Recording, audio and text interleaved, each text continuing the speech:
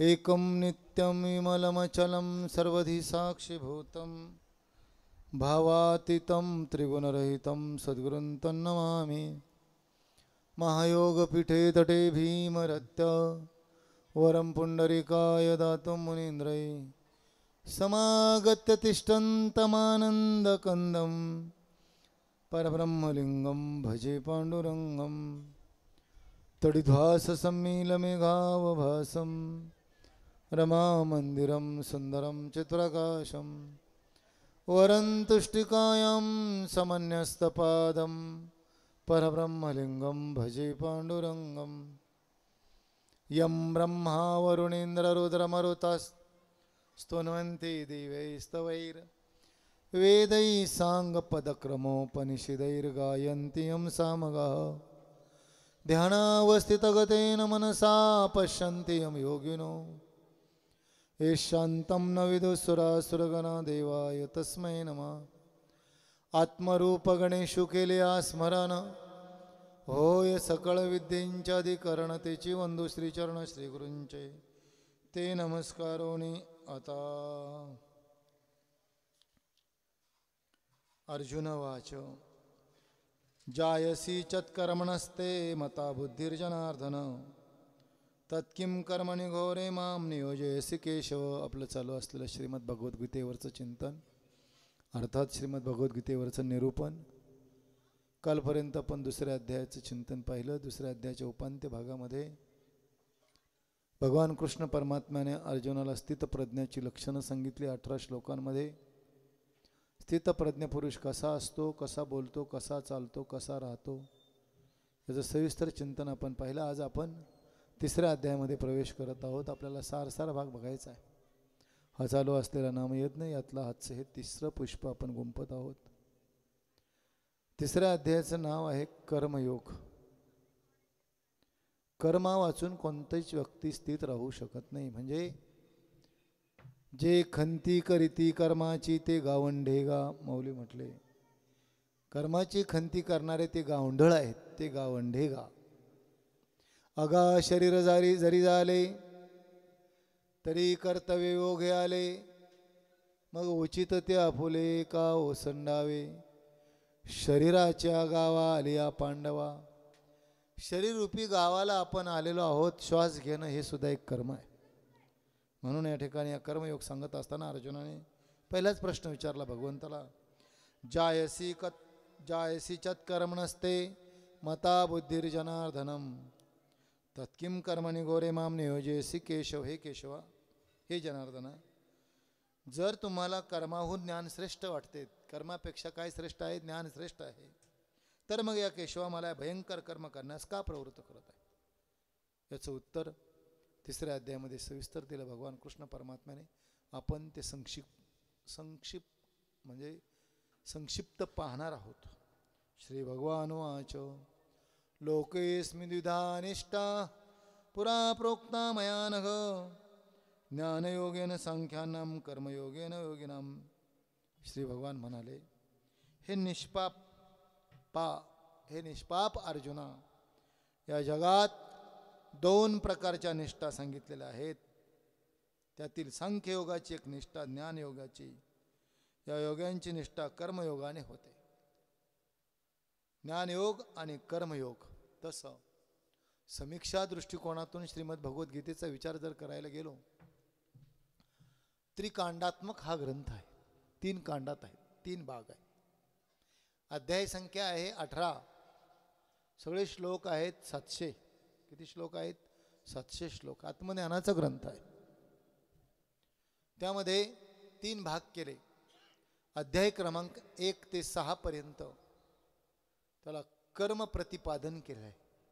कर्माचा विषय सांगितला। कारण भगवत प्राप्ती करण्यासाठी 3 मार्गाने जाता येतं असं चित्र दाखवलं असतं। वर कमळ, त्या फूल दाखवलं असतं, त्याच्यात दाखवलेले मोक्ष। त्याला जाण्यासाठी 3 फांद्या असतात। मोक्षाला जाण्यासाठी 3ही मार्गाने कोणत्याही मार्गाने आपण जाऊ शकतो। एक आहे कर्म मार्ग, दुसरा आहे भक्ती, त्यालाच उपासना मार्ग म्हटलं, आणि तिसरा आहे ज्ञान मार्ग। कर्म, उपासना आणि ज्ञान. त्रिकांडात्मक म्हणजे का म्हटलं आपण? 1 ते 6 अध्यायांमध्ये कर्म प्रतिपादन केलं गीतेच्या. 7 पासून तर 12 पर्यंत, 12च्या उपांत्य, 12व्या अध्यायाच्या उपांत्य भागापर्यंत, अध्याय 7व्या अध्यायापासून तर 12व्या अध्यायापर्यंत उपासना सांगितली. उपासना कशी करावी याचं सविस्तर चिंतन त्या 6 अध्यायांमध्ये केलं. आणि 13व्या अध्यायापासून म्हणजे 12व्या अध्यायाच्या उपांत्य भागापासून तर 13व्या अध्यायापर्यंत, 13व्या अध्यायाच्या सुरुवातीपासून तर 18व्या अध्यायापर्यंत ज्ञान सांगितलं. 3 भाग: कर्म, उपासना आणि ज्ञान. 1 ते 6 अध्याय कर्म, 7 ते 12 उपासना म्हणजे भक्ती, आणि 13 ते 18 ज्ञान. त्रिकांडात्मक गीता आहे. तर आता आपण कर्म मार्गातच आहोत. आज आपण त्यातलं त्यात कर्म प्रतिपादन करत असताना 2ऱ्या अध्याय सांख्ययोग सांगितला, आणि 3ऱ्या अध्यायामध्ये अतिशय कर्म कसं करावं.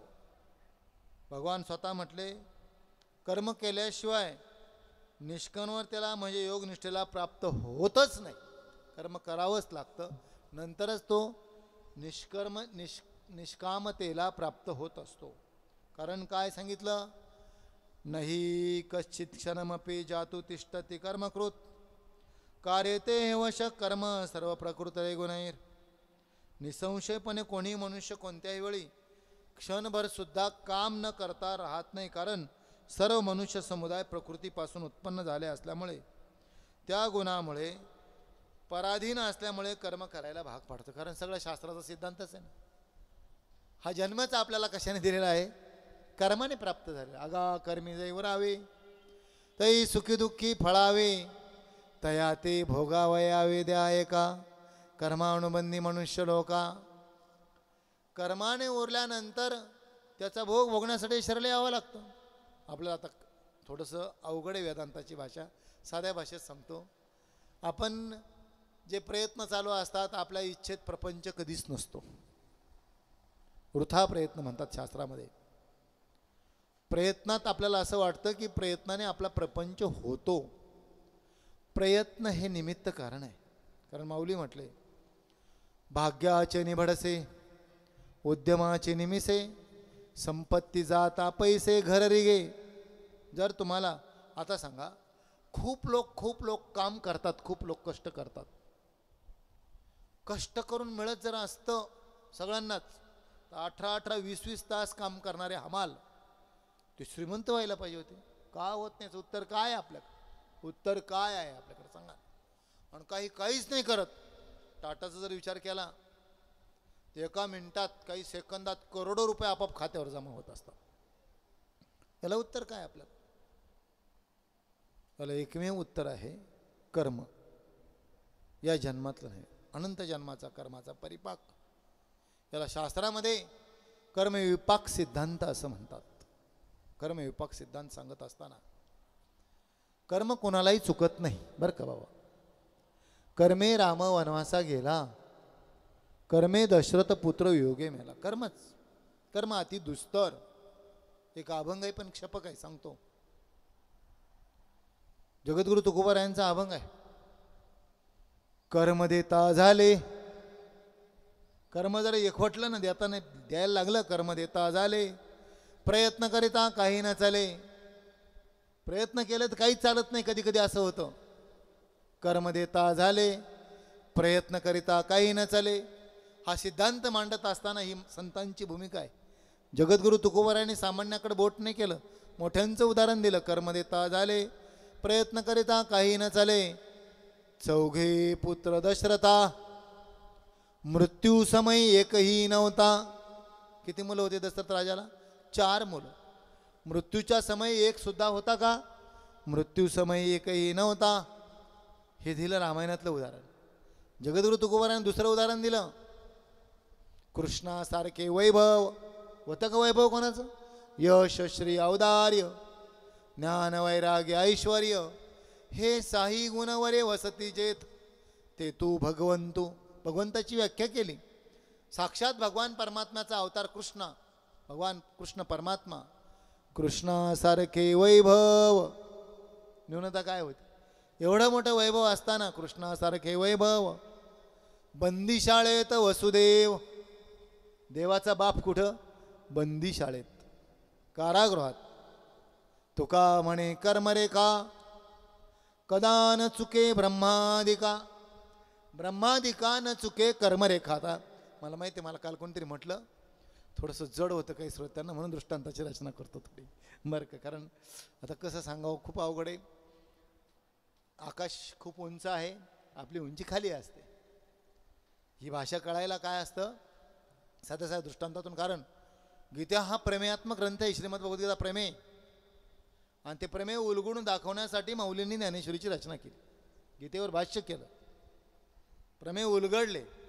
एकेका श्लोकाचा विस्तार करत असताना अनेक दृष्टांत सांगितले. ज्ञानेश्वरीमध्ये 700 श्लोकांवर, म्हणजे 18 अध्यायाच्या 700 श्लोकांवर 9034 ओव्या आहेत 18 अध्यायाच्या. त्या 9034 ओव्यांमध्ये 4500 दृष्टांत आहेत आणि 4500 सिद्धांत आहेत. म्हणजे दृष्टांत दिले, सामान्याच्या सामान्याला गळी उतरावेत. भाषा थोडी कोड आहे आपल्याला कळायला, पण ज्ञानेश्वरीची गोडी लागली ना, बाकी गोडी काहीच लागते. एकदा तुम्ही एक विचार करा, साखर खाली किंवा खडी साखर खाली किंवा पेढा खाला, पेढा खाल्ल्यानंतर चहा प्या, काय होईल? त्यामध्ये चहात साखरच नाही टाकली, वाटतं ना असं? तसं याची चव लागल्यानंतर बाकीचं फिक्कट वाटत असतं. ही गोडी लागल्यानंतर ज्याला खोल खोल ऐकायची गोडी लागली, ज्याला बरोबर आहे त्याला नाही, खोल खोल जायची गोडी लागावी. कशी गोडी लागावी त्याचं सांगितलं. आता येणारेच पुढचे श्लोक आपले, आपण 4थ्या अध्यायात आज जाणार आहोत.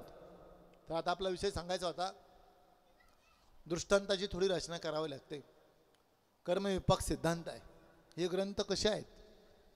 हे सैद्धांतिक ग्रंथ आहेत, आत्मज्ञानाचे ग्रंथ आहेत. गीता तर प्रमेयात्मक आहे. गीतेचा विस्तार काल पहिल्याच दिवशी सांगितलं आपण. गीतेवर 552 भाषेत अनुवाद झाला, अनुवाद कळतो ना, आणि भाष्य झाली 256 भाषेत भाष्य झाली गीतेवर. आत्तापर्यंत जगातल्या कुठल्याच ग्रंथावर इतकी भाष्य झाली नाही. म्हणजे भाषांतर गीतेचं 256 भाषेत भाषांतर आहे. आणि गीतेचा विस्तार म्हणजे त्याच्यावर रचना विस्तारीने केलेले किती आहे? 500च्या पेक्षा 552 भाषेत त्याच्यावर विश्लेषण लिहिले. इतकी रचना झाली. मग तो प्रमेय कसं? तरी ती गीता कशी आहे ते अजून कळालीच नाही कोणाला. या गीतार्थाची थोरी माऊलींच्या इतकं भाष्य बरं का, तुम्हाला सांगतो. अनेक भाष्य झाले असते, माधवाचार्य आहे, निंबार्काचार्य सगळे, पण गीतेवरचं अलौकिक भाष्य म्हणजे ज्ञानेश्वरी. इतकं अलौकिक भाष्य आतापर्यंत कोणीच नाही केलं. अलौकिक आहे. आमचे बाबा म्हणायचे, ज्याला खास गीता समजून घ्यायची असेल त्या ज्ञानेश्वरी जीव घालावा. ज्ञानेश्वरीत आपण खूप खूप वाचलं की गीतेचा आपोआप उलगडा होत जातो, आपोआप उलगडा होत जातो. असा महान असा ग्रंथ आहे. त्याची उंची कशी असते सांगतो, आपल्याला का कळत नाही. आता साध्या भाषेत सांगतो. 2 मित्र शिवनेरी किल्ला पाहायला चालले. किल्ला माहिती आहे ना, आपल्या जवळच. किल्ल्यावर चढत असताना पायथ्याला, किल्ला चढायचा होता आणि पायथ्याला एक चिठ्ठी लिहिलेली होती. साधी चिठ्ठीवर लिहिलं होतं, एकाने उचललं. त्या चिठ्ठीत लिहिलं होतं एकच वाक्य होतं, घोडा कुत्रा दिसतो. काय वाक्य होतं? घोडा कुत्रा दिसतो. तो म्हटलं काय मूर्ख आहे लिहिणारा, घोडा कुठे कुत्रा दिसत असतो, घोडा कुठे कुत्रा असतो. दुसरा शहाणा होता, म्हटलं आपण किल्ला पाहायला आलो, घोडा कुत्रा दिसो अगर मांजर दिसू, तुला काय करा, चिठ्ठी टाकून दे, चला आपण किल्ला पाहिलं. चढून गेले वर. संपूर्ण किल्ला चढून गेल्यानंतर सर्व किल्ला पाहून झाला. किल्ला पाहून झाल्यानंतर किल्ल्याच्या उत्तरेच्या बाजूनं जिथं कडेलोट आहे ना, कडेलोट खोल दरी असते, त्या बाजूने भिंतीवर बसले दोघं मित्र, गप्पा मारत बसलेले असताना खाली लक्ष गेलं खोल दरीत. खोल दरीत लक्ष गेल्यानंतर जो खाली चिठ्ठी उचलल्यावर जो म्हणत होता ना, घोडा कुठे कुत्रा दिसत असतो का, भांडत होता ना, त्याने खाली पाहिलं आणि खाली पाहत असताना हाताने त्याला दाखवलं. वर उंचीवर होता आणि खाली त्या खोल दरीमध्ये घोडा गवत खात चरत होता. भिंतीवर बसलेला मित्र त्या मित्राला म्हणतो, अरे बघ ना घोडा कसा कुत्र्यासारखा दिसतोय. काय म्हटला? बघ ना घोडा कसा दिसतो, कुत्र्यासारखा दिसतो. घोडा कुत्रा पाहण्यासाठी त्यांना तेवढ्या उंचीवर चढून जावं लागलं. तसं हे ग्रंथ कळण्यासाठी आपल्याला आपल्या उंचीवर नाही तर मग होत असतं. द्राक्ष खूप छान होते. कोल्हा उड्या मारून मारून थकला म्हणे ना आपल्या मराठीत. द्राक्ष खूप छान होते. कोल्ह्याने उड्या मारल्या मारल्या शेवटी त्यांनी समजूत काय केली, त्याने विचार केला. तो काय म्हटला जाताना, म्हटलं जाऊ द्या ते द्राक्ष आंबट आहे म्हणून त्याने सोडून दिले. तसं आपलं होतंय बरं का. आपण खूप प्रयत्न करतो, वाचायला बसतो, सगळं करतो आणि म्हणतो ती ज्ञानेश्वरी आम्हाला कळतच नाही. म्हणजे कोल्ह्याला द्राक्ष आंबट काय आहे. कोल्हा म्हणतो द्राक्ष काय आहे, आंबट आहे. आपण तिथं रमत नाही, कळत नाही ते नक्की विशेष काहीतरी आहे एवढं तर मानावं ना. आपल्याला जे अर्थी कळत नाही, आपली बुद्धीची धाव तिथपर्यंत पोहोचत नाही. आता तुम्ही तर आपण रस्त्यावर बसलेलो असतो, खाली बसलेलो असतो, आकाशातून विमान जातं. आपण साध्या डोळ्यांनी किती प्रयत्न केला त्या विमानात कोण कोण बसलेले दिसेल का, दिसू शकत नाही. तसं ज्ञानेश्वरी म्हणजे आकाशातून जाणारं विमान आणि आपण मधले विषयातले किडे, संसारातला विचार करणारे. मग त्या उंचीवर आपल्या त्याला एक तर ज्ञानेश्वरीकडे प्रवेश करण्यासाठी, विमानातली माणसं दिसण्यासाठी आपल्याला दुर्बीण घ्यावी लागेल. दुर्बिणीतून दिसतील किंवा तितक्या उंचीवर जावं लागेल. दुर्बिणीतून दिसणं म्हणजे संतांची दृष्टी आपल्याकडे घ्यावी लागेल, तितकी साधना करावी लागेल. किंवा आपली उंची कशी वाढवावी. उंची वाढवणं म्हणजे काही व्यायाम करायचा का, उंची वाढवावी, विचाराची उंची वाढवायची. विचाराची उंची वाढली की आपोआप या ज्ञानाची प्राप्ती होत असते, आपोआप कळत असतं. तर तिसऱ्या अध्यायामध्ये साध्या दृष्टांतातून सांगतो कर्मविपाक सिद्धांत सांगितला. काय आहे कर्मविपाक सिद्धांत? ज्यांच्या पुस्तकात मी खूप लहानपणी वाचलं होतं कर्मविपाक सिद्धांत, तेच आज अटकेत आहेत किती वर्षापासून. त्यांचं ऋषीप्रसाद म्हणून मासिक यायचं, त्या मासिकात होता बरं का कर्मविपाक सिद्धांत. आता कोण काय ते नाही सांगत, तर ते कर्मविपाक सिद्धांत त्यांनी त्या मासिकात लिहिलं होतं. ते म्हटले कर्म कोणाला चुकत नाही, नाही चुकलं आत्तापर्यंत जे केलं ना, भिंतीवर जितकं जोरात मारू ना तितकंच पुढून लागत असतं. हे साध्या भाषेत कर्मयोग सांगतो हा. तर त्यांनी सांगितलं एक न्यायाधीश मुंबईला, न्यायाधीश सकाळच्या वेळेला मॉर्निंग वॉकला चालले होते. असा भाग आहे मुंबईमधला, त्याला सायलेंट झोन म्हणतात, जिथं हॉर्न वाजवायला बंदी आहे. आता आमच्या मुलीची एक मैत्रीण ती जपानला गेली होती, ती सोडून आली 15 दिवसात, निघून आली परत बरं का. तिला विचारलं का बरं आली, ते म्हटले मी राहू शकत नाही. निवड झाली होती चांगल्या ठिकाणी, राहू शकत नाही. म्हटले का बरं, इतकी शांतता आहे जपानमध्ये, ती निरव शांतताच मला राहू देत नाही म्हणे. तिथे तिनं सांगितलं कुत्रा असतो, मांजर असते ना कुत्रा, भुंकणारे कुत्रे पाळतात ते लोक, पण त्या कुत्र्याच्या आवाजाचा त्रास होऊ नये म्हणून त्याचे कंठ काढलेले आहेत. हा आसुरी प्रवृत्ती, कंठ काढणं ही आसुरी प्रवृत्ती. दैवी प्रवृत्तीचं लक्षण सांगू का तुम्हाला, आता दृष्टांत खूप आठवले. दैवी प्रवृत्तीचं लक्षण एकाग्रता कशी असावी, श्रद्धा कशी असावी, निष्ठा कशी असावी, तिथे सांगायचा दृष्टांत 4थ्या अध्यायात पण सांगतो, आठवला आता. ज्या वेळेला द्रोणाचार्यांकडे एकलव्य विद्यार्जन करण्यासाठी मागणी करण्यासाठी गेला, पण नाकारलं. का नाकारलं? शूद्र खालच्या जातीतला म्हणून नाकारलं गेलं. आम्ही तुला विद्यादान करू शकत नाही. पण त्याचा भाव इतका उच्च कोटीचा होता. कोणाचा? एकलव्याचा. बरोबर आहे ना, इतका उच्च कोटीचा होता. त्याने काय केलं, मातीचा पुतळा तयार केला जंगलात. आणि त्या कोणाचा, माऊलींची ओवी, मातीचा द्रोण केला, ओवी ज्ञानेश्वरीत. द्रोणाचार्यांचा पुतळा मातीचा केला आणि त्या पुतळ्याला प्रश्न विचारायचा एकलव्य, गुरुजी असा मान मारू, गुरुजी तसा मान मारू. असं विद्यार्जन करता करता करता करता द्रोणाचार्य आपल्या सत्शिष्यांना घेऊन जंगलात फिरायला गेले होते. अर्जुन, भीम, नकुल, सहदेव. जंगलात फिरत फिरत असताना त्यांच्याबरोबर कुत्राही होता. आणि तो कुत्रा पुढे पुढे चालला. पुढे पुढे जात असताना एकलव्याची एकाग्रता, दररोजचा अभ्यास, एकाग्रता साधण्याचा प्रयत्न करत होता. आणि कुत्र्याने ते पुतळा पाहिला. आपले गुरुन पुतळा तसाच, म्हणून कुत्र्याने भुंकायला सुरुवात केली. इतका भुंकायचा, इतका भुंकायचा, इतका भुंकायचा, भुंकत भुंकत जायचा, खूप भुंकायचा. एकलव्याच्या एकाग्रतेमध्ये त्याच्या भुंकण्यामुळे भंग होत होता. पण अशा आसुरी प्रवृत्तीचा एकलव्य नव्हता. नीट ऐका, आसुरी प्रवृत्तीचा नव्हता. त्याने काय केलं, त्याने बाण धरला आणि त्या कुत्र्याचा त्याला आवाज विक्षेप करत होता, म्हणून त्याने धनुष्याला 5 बाण लावले. किती बाण लावले? 5 बाण.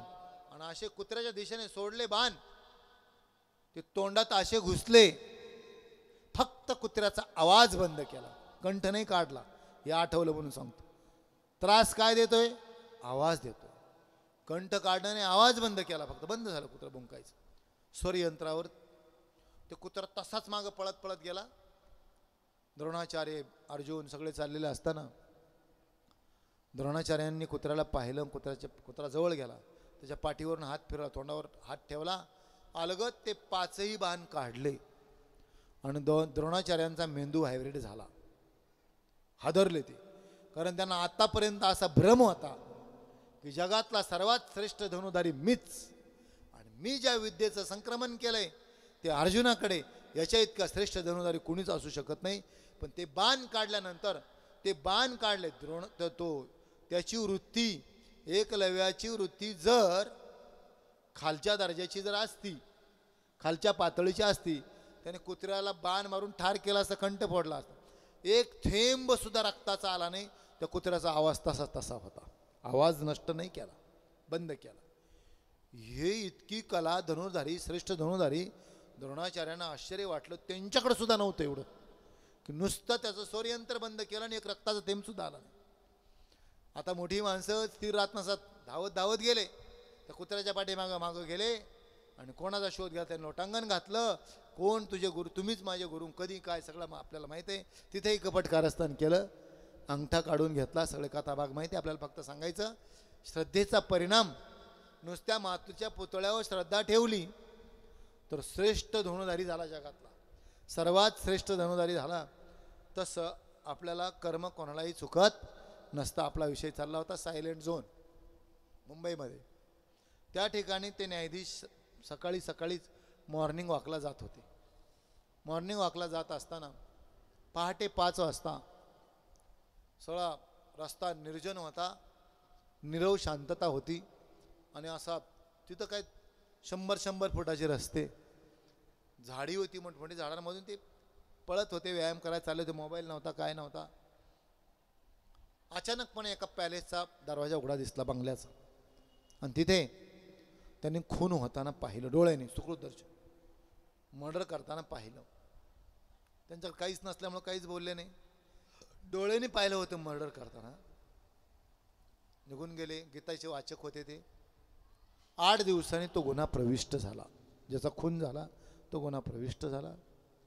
वकील आले, सगळे आले, सगळा न्यायालयात तो गुन्हा प्रविष्ट झाल्यानंतर न्यायाधीशांनी पाहिलं. त्यांचं प्रत्यक्ष प्रमाण होतं. ज्या डोळ्यांनी जो गुन्हेगार पाहिला होता तो नसून दुसराच होता, पुढे दुसराच आला होता. पण पुरावे मात्र, आपलं कसं आहे बरं, कायदा सांगतो, पुरावे इतके प्रबळ होते, 6 महिन्यात निकाल द्यायची वेळ आली. इतके प्रबळ पुरावे होते. पुराव्यानुसार सिद्ध असं होतं की त्यानेच खून केला. फक्त त्याने खून केला नाही हे न्यायाधीशाला माहीत होतं. कोणाला माहीत होतं? न्यायाधीशाला माहीत होतं की याने, कारण मी माझ्या डोळ्यांनी पाहिलं, याने खून केला नाही. पण पुरावे प्रबळ असल्यामुळे आता त्याला शिक्षा देणं गरजेचं होतं. ज्यावेळेस शिक्षा द्यायची, 6 महिन्यानंतर निर्णय द्यायचा, निकाल द्यायचा, त्याला गुन्हा सिद्ध झाला होता, त्यानेच खून केलाय आणि त्याला देहदंडाची, मृत्यूदंडाची शिक्षा होती. न्यायाधीशाने सही करण्याच्या अगोदर त्याला प्रश्न विचारला, का रे बाबा खरं सांग, हा खून तू केला का? तो म्हटला, साहेब या खुनाशी माझा काही संबंध नाही, मला माहीत सुद्धा नाही कोण, तो बंगला सुद्धा माहीत नाही, खून काही माहीत नाही. हे म्हटले, मला याची जाणीव आहे, पण तुझ्या विरुद्ध पुरावे असे आहेत, प्रबळ आहेत, आता मला तुला शिक्षा करायची आहे, मला सही करायची आहे, फक्त माझ्या आता शेवटच्या प्रश्नाचे उत्तर दे, मग मी सही करतो. गीतेचे वाचक होते न्यायाधीश. ते म्हटले, मी तुला कायद्याच्या चौकटीच्या पलीकडे जाऊन प्रश्न विचारतो. न्यायाधीशाने प्रश्न विचारला, मला फक्त एका प्रश्नाचं उत्तर दे. म्हटले, हा खून केला नाही हे 100% मलाही माहीत आहे, नक्की तू हा खून केला नाही रे बाबा, पण याच्या अगोदर तू एखादा दुसरा कोणता खून केला आहे का? तो म्हटला, साहेब आता मी तुमच्या पुढे खरं सांगतो, या खुनाचा माझा काही संबंध नाही, पण याच्या अगोदर मी 2 खून केले आहेत. लगेच सही केली, भोग आता त्याची शिक्षा. शास्त्रामध्ये याला कर्मविपाक सिद्धांत असं म्हणतात. आपण काय सांगतो नीट ऐका. आपण एखाद्याने आपलं वाईट केलं, आपण एखाद्याचं चांगलं, खूप चांगलं केलं, खूप चांगलं, त्याच्याशी खूप चांगलं वागलो, पण त्याने आपलं वाईट केलं. आपण पुढे जात असतो, आपल्याकडून त्याला त्रास नाही होत, पण त्याचा परिणाम दुसरा कोणीतरी त्याला इतका वाईट भेटतो, आपलं जेवढं वाईट केलं 10 पट त्याचं वाईट होत असतं. याला कर्मविपाक सिद्धांत असं म्हणतात. म्हणून आपण एखाद्याला खूप चांगला सल्ला दिला, खूप चांगलं केलं आतून, बरं का. काही माणसं खूप चतुर असतात, वरून दाखवण्यामध्ये खूप गोड बोलतात, असं वाटतं काय प्रेम आहे आपलं, अति गोड बोलतात, पण आतून इतके कपटी असतात की ते आपला कुठे नेऊन घात करतात. त्यांच्यापासून सावधान राहा. अशीच लोक, असेच आपला इतिहास जर पाहिला तर यातच आपले महान शूरवीर संभाजीराजे कशामुळे संपले? फितुरकीमुळे संपले. छावा ज्याला म्हणतो आपण, राजे संभाजी कोणामुळे संपले? आपल्यामुळं, फितुरकीमुळे गेले. आता खूप आम्ही गप्पा मारतो, खूप हे करतो, पण फितुरकी जर नसते केली, अशीच पद्धत आपल्याकडं खूप आहे. तर अशा रीतीनं पण ते चुकत नसतं. याला शास्त्रामध्ये काय म्हणतात? कर्मविपाक सिद्धांत, 3रा अध्याय. कर्म करता कुणीच, कर्म न करता कुणीच स्थिर राहत नाही, सगळं सांगितलं या ठिकाणी. 3ऱ्या अध्यायामध्ये यज्ञ सांगितलं, यज्ञ कर्म सांगितलेले. यज्ञ कर्म सांगत असताना यज्ञ का अन्नाद भवती भूतानी पर्जन्याद अन्न संभवात. यज्ञात भवती पर्जन्यो यज्ञ कर्म समुद्भवात. सर्व प्राणी मात्र अन्नापासून उत्पन्न होतं, कारण शरीर हे अन्नमय कोश आहे. माहिती आहे ना आपल्याला, सांगतो जाता आता उपनिषदाचं चिंतन आहे बाबा. पंचकोश सांगितले शास्त्रामध्ये, अन्नमय कोश, प्राणमय कोश, मनोमय कोश, विज्ञानमय कोश आणि आनंदमय कोश. याला पंचकोश म्हणतात. काय म्हणतात त्याला? पंचकोश. अशा या पंचकोशावर आधारित पूर्वीची शिक्षण प्रणाली होती. अन्नमय कोशामध्ये शारीरिक विकास, शरीर सुदृढ बनायचं अन्नमय कोशामध्ये. प्राणमय कोशामध्ये भावनिक विकास, प्राणमय कोशामध्ये भावनिक विकास. मनोमय कोशामध्ये मानसिक विकास. विज्ञानमय कोशामध्ये बौद्धिक विकास आणि आनंदमय कोशामध्ये आध्यात्मिक विकास. हे सगळे विकास साधले जायचे. अशा पंचकोशावर आधारित शिक्षण प्रणाली होती. अन्नमय शरीर आहे. अन्न कशापासून तयार होतं माहिती आहे आपल्याला? सूत्र सांगितलं, यज्ञात भवती पर्जन्य यज्ञ कर्म समुद्भवा. सर्व प्राणी मात्र अन्नापासून उत्पन्न होतात. अन्न निर्मिती पावसापासून होते. पाऊस जर नाही पडला तर अन्न होणारच नाही ना. यज्ञ कर्म पर्जन्यात अन्न संभवा. अन्न कशापासून तयार होतं? पर्जन्यापासून, पावसापासून तयार होतं. अन्नात भवती भूतानी. प्राणीमात्रांचं पोषण, भरण, वाढ कशामुळे होते? अन्नामुळे. अन्न कशापासून तयार होतं? पावसामुळे. यज्ञात भवती पर्जन्यो यज्ञ कर्म समुद्भवा. पाऊस यज्ञामुळे पडतो आणि यज्ञ कशामुळे घडतो? विहित कर्मामुळे घडतो यज्ञ. हा यज्ञ. आता पूर्वीची यज्ञकुंड करणं वगैरे ही पद्धत होती, त्याला यज्ञ म्हणायचे. ते एक रूपक झालं होतं. त्याच्यात कर्मकांडाचं खूप स्तोम माजलं. आपण जो दररोजचा सुद्धा आपण सगळं यज्ञ करतो, माहीत आहे का तुम्हाला? म्हणून काही काही गोष्टी समजून घ्या. आपण म्हणतो, पाणी फिरवतो जेवायला बसल्यानंतर, वदनी कवळ घेता नाम घ्या, श्रीहरीचे सहजावन होते, नाम घेता फुकाचे जीवन करी जीवित्वा. अन्न हे पूर्ण ब्रह्म उदर भरण नव्हे जाणीजे यज्ञ कर्म. तो यज्ञ कर्म. वैश्वानर अहम वैश्वानरो भूत्वा प्राणिनाम देवाश्रिता प्राणापान समायुक्त पचाम्यन्नम चतुर्विधम. कोण पचन करतं माहिती आहे का आपलं? प्राणापानाच्या अहोराती फुंक फुंकोनी जड भाती. आपला प्राणवायू कोण फुंकत असतं?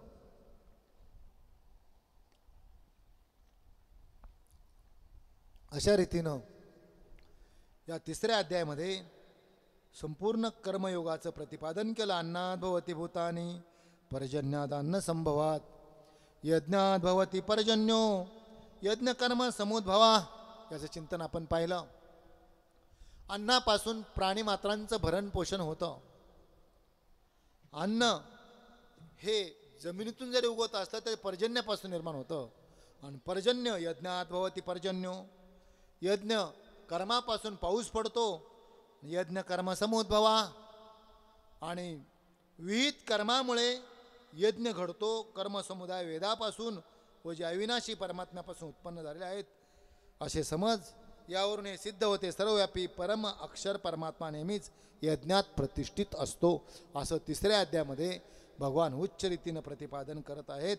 आणि त्याच अध्यायामध्ये सांगितलं की मोठा श्लोक आला, कर्मण्यवेही संसिद्धी मास्थिता जनकादया लोकसंग्रमयवापी संपशत कर्तु महर्षी. जनकाधिक ज्ञानी लोकही आसक्तीविरहित कर्माने परमसिद्धीला प्राप्त झालेले आहे. कसे सिद्धीला प्राप्त झाले पुढे डॉक्टर साहेब बरं का, अण्णा पुढे. गीतेत ज्यांचं नाव आलं त्यांच्याविषयी थोडक्यात सांगितलं पाहिजे, ऐका. लोकसंग्रह प्रित्यर्थम, कशासाठी? लोकसंग्रह प्रित्यर्थम, लोकाच्या प्रित्यर्थ. जनकादयांनी संसिद्धी मास्थिता जनकादया, कर्मण्यवी संसिद्धी मास्थिता जनकादया. जनकाधिक ज्ञानी लोकही आसक्तीरहित कर्मानेच परमसिद्धीला प्राप्त झाले. कसे झाले नीट ऐका. आता श्रीमद भागवतात याचं सविस्तर चिंतन येते. पोरे एक खेळाशी ब्याले, ते 12 वर्षे लपाले रे, कापत कापत बाहेर आले, ते नागवेची पळून गेले. कोणाचं वर्णन आहे? भगवान शुकदेवांचं, व्यासांचं मुलगा. त्यांनी सांगितलं, अरे तुला जायचंच आहे तर कोणाकडे जा रे बाबा, शुका तुला जायचंच आहे तर कोणाकडे जा? जनकाकडे जा, जनक राजाकडे जा. सगळ्यांना कथा माहिती आहे, फक्त त्यातलं बारीक चिंतन सांगायचं. जनक राजाकडं शुकदेव ज्यावेळेस जनकाच्या नगरीत गेले आणि आत प्रवेश करायचा, मी शुक आलोय, दरवाजात मराठी सांगतो, कोण आलोय? मी शुक आलोय. जनकाने सांगितलं वजं टाकून या, निरोप दिला त्यांना, वजं टाका. आता त्याच्या करगोटा सुद्धा नव्हता, नग्न होते, दिगंबर होते. त्यांनी सांगितलं आता माझ्याकडे काय वजं? परत दुसऱ्यांदा सांगितलं मी शुक आलोय, परत तोच निरोप आला, वजं टाकून या. तिसऱ्यांदा त्यावेळेस लक्षात आलं की मी अहममतेच्या आला वडसवडी, माते न पवतीची बापुडी, जन्म मरणाची दुथरी रवळीत ठेले. अहंकाराचं वजं. मग सांगितलं शुक आलोय, मग प्रवेश मिळाला. आता प्रवेश मिळाल्यानंतर जनक राजा ऐका पुढे आले. त्यांनी त्यांना सिंहासनावर बसवलं आणि त्यांना माहिती आहे यांचे प्रश्न काय असणार आहे. लोकसंग्रह प्रित्यर्थ जनकादया, याचं उत्तर देतो, ऐका बरं का. त्यांना माहिती आहे हे काय विचारणार. जनक राजाला नीट ऐका, जनक राजाला 500 बायका होत्या. किती? 500. मिथिला नगरी इतका सगळा राज्य कारभार यथा सांगत करत होते. आणि मुक्त कसे होते हा प्रश्न अनेक जण विचारायचे. जनक राजाने, आता ज्ञानी महात्मा, त्याने विचार केला यांचं उत्तर कसं द्यायचं. त्यांनी तयारी करून ठेवली. शुकदेवांना म्हटले, महाराज मुनिवर मला तुमचं पाद्यपूजन करायचं, त्या अगोदर मिरवणूक काढायची. आपल्याला काय काढायची आहे? मिरवणूक काढायची. रथ सजलेला आहे, खूप छान रथ सजवलेला होता. सगळी मिथिला नगरी सजवलेली होती. कारण महात्मे यायचे असले का पूर्वीच्या काळात महात्मा म्हणजे भगवान शुकदेव ब्रह्मवेत्ते पुरुष होते, तर ते त्या ठिकाणी त्यांची मिरवणूक, रथ तयार होता, सगळं होता. रथात त्यांना रथात नेलं, सगळं रथ सजवलेला, सगळे बँड, सगळं नगर सजलेलं होतं. आणि सजलेलं नगर ज्यावेळेस रथात त्यांना त्या ठिकाणी बसवायचं, बसवण्याच्या अगोदर जनक राजाने सांगितलं, मुनिवर आमच्याकडे एक पद्धत आहे. या रथात ज्या महात्म्याची मिरवणूक काढायची त्यांच्या डोक्यावर आम्ही परात देतो. परात कळते ना आपल्याला? परात अशी तेलाने गच्च भरलेली परात होती. काय होती? तेलाने गच्च भरलेली परात. ही परात देतो आणि एक करायची, संपूर्ण मिरवणूक होईपर्यंत या परातीतला तेलाचा एक थेंब सुद्धा सांडला नाही पाहिजे, याची काळजी आपण घ्यायची. आणि शुकदेवांच्या डोक्यावर, शुकमुनींच्या डोक्यावर परात दिली तेलाने भरलेली. आणि इतकी वाजत गाजत, इतकी सुंदर 4 तास मिरवणूक झाली. इतकी छान मिरवणूक, रस्त्याला रांगोळ्या, तोरणे, पताका, सगळी मिरवणूक होऊन आल्यानंतर परात खाली उतरवली गेली. त्यांना पाय घड्या टाकत आसनावर नेलं. जनकाने आसनावर नेलं, त्यांचं पाद्यपूजन केलं, क्षालन केलं, पायाचं क्षालन केलं. आणि ते क्षालन केल्यानंतर आणि मग जनक राजांनी शुकदेवांना प्रश्न विचारला. कालचं आपण होतं, शुकदेवांनी परीक्षितीला प्रश्न विचारला. आज त्या शुकदेवांना प्रश्न, शुकमुनींना प्रश्न जनक राजा विचारतात. मुनिवर, आपण आलात आमच्या नगरीमध्ये, आपली मिरवणूक झाली, इतकी छान मिरवणूक केली, तुम्हाला आमची नगरी कशी वाटली सांगा ना.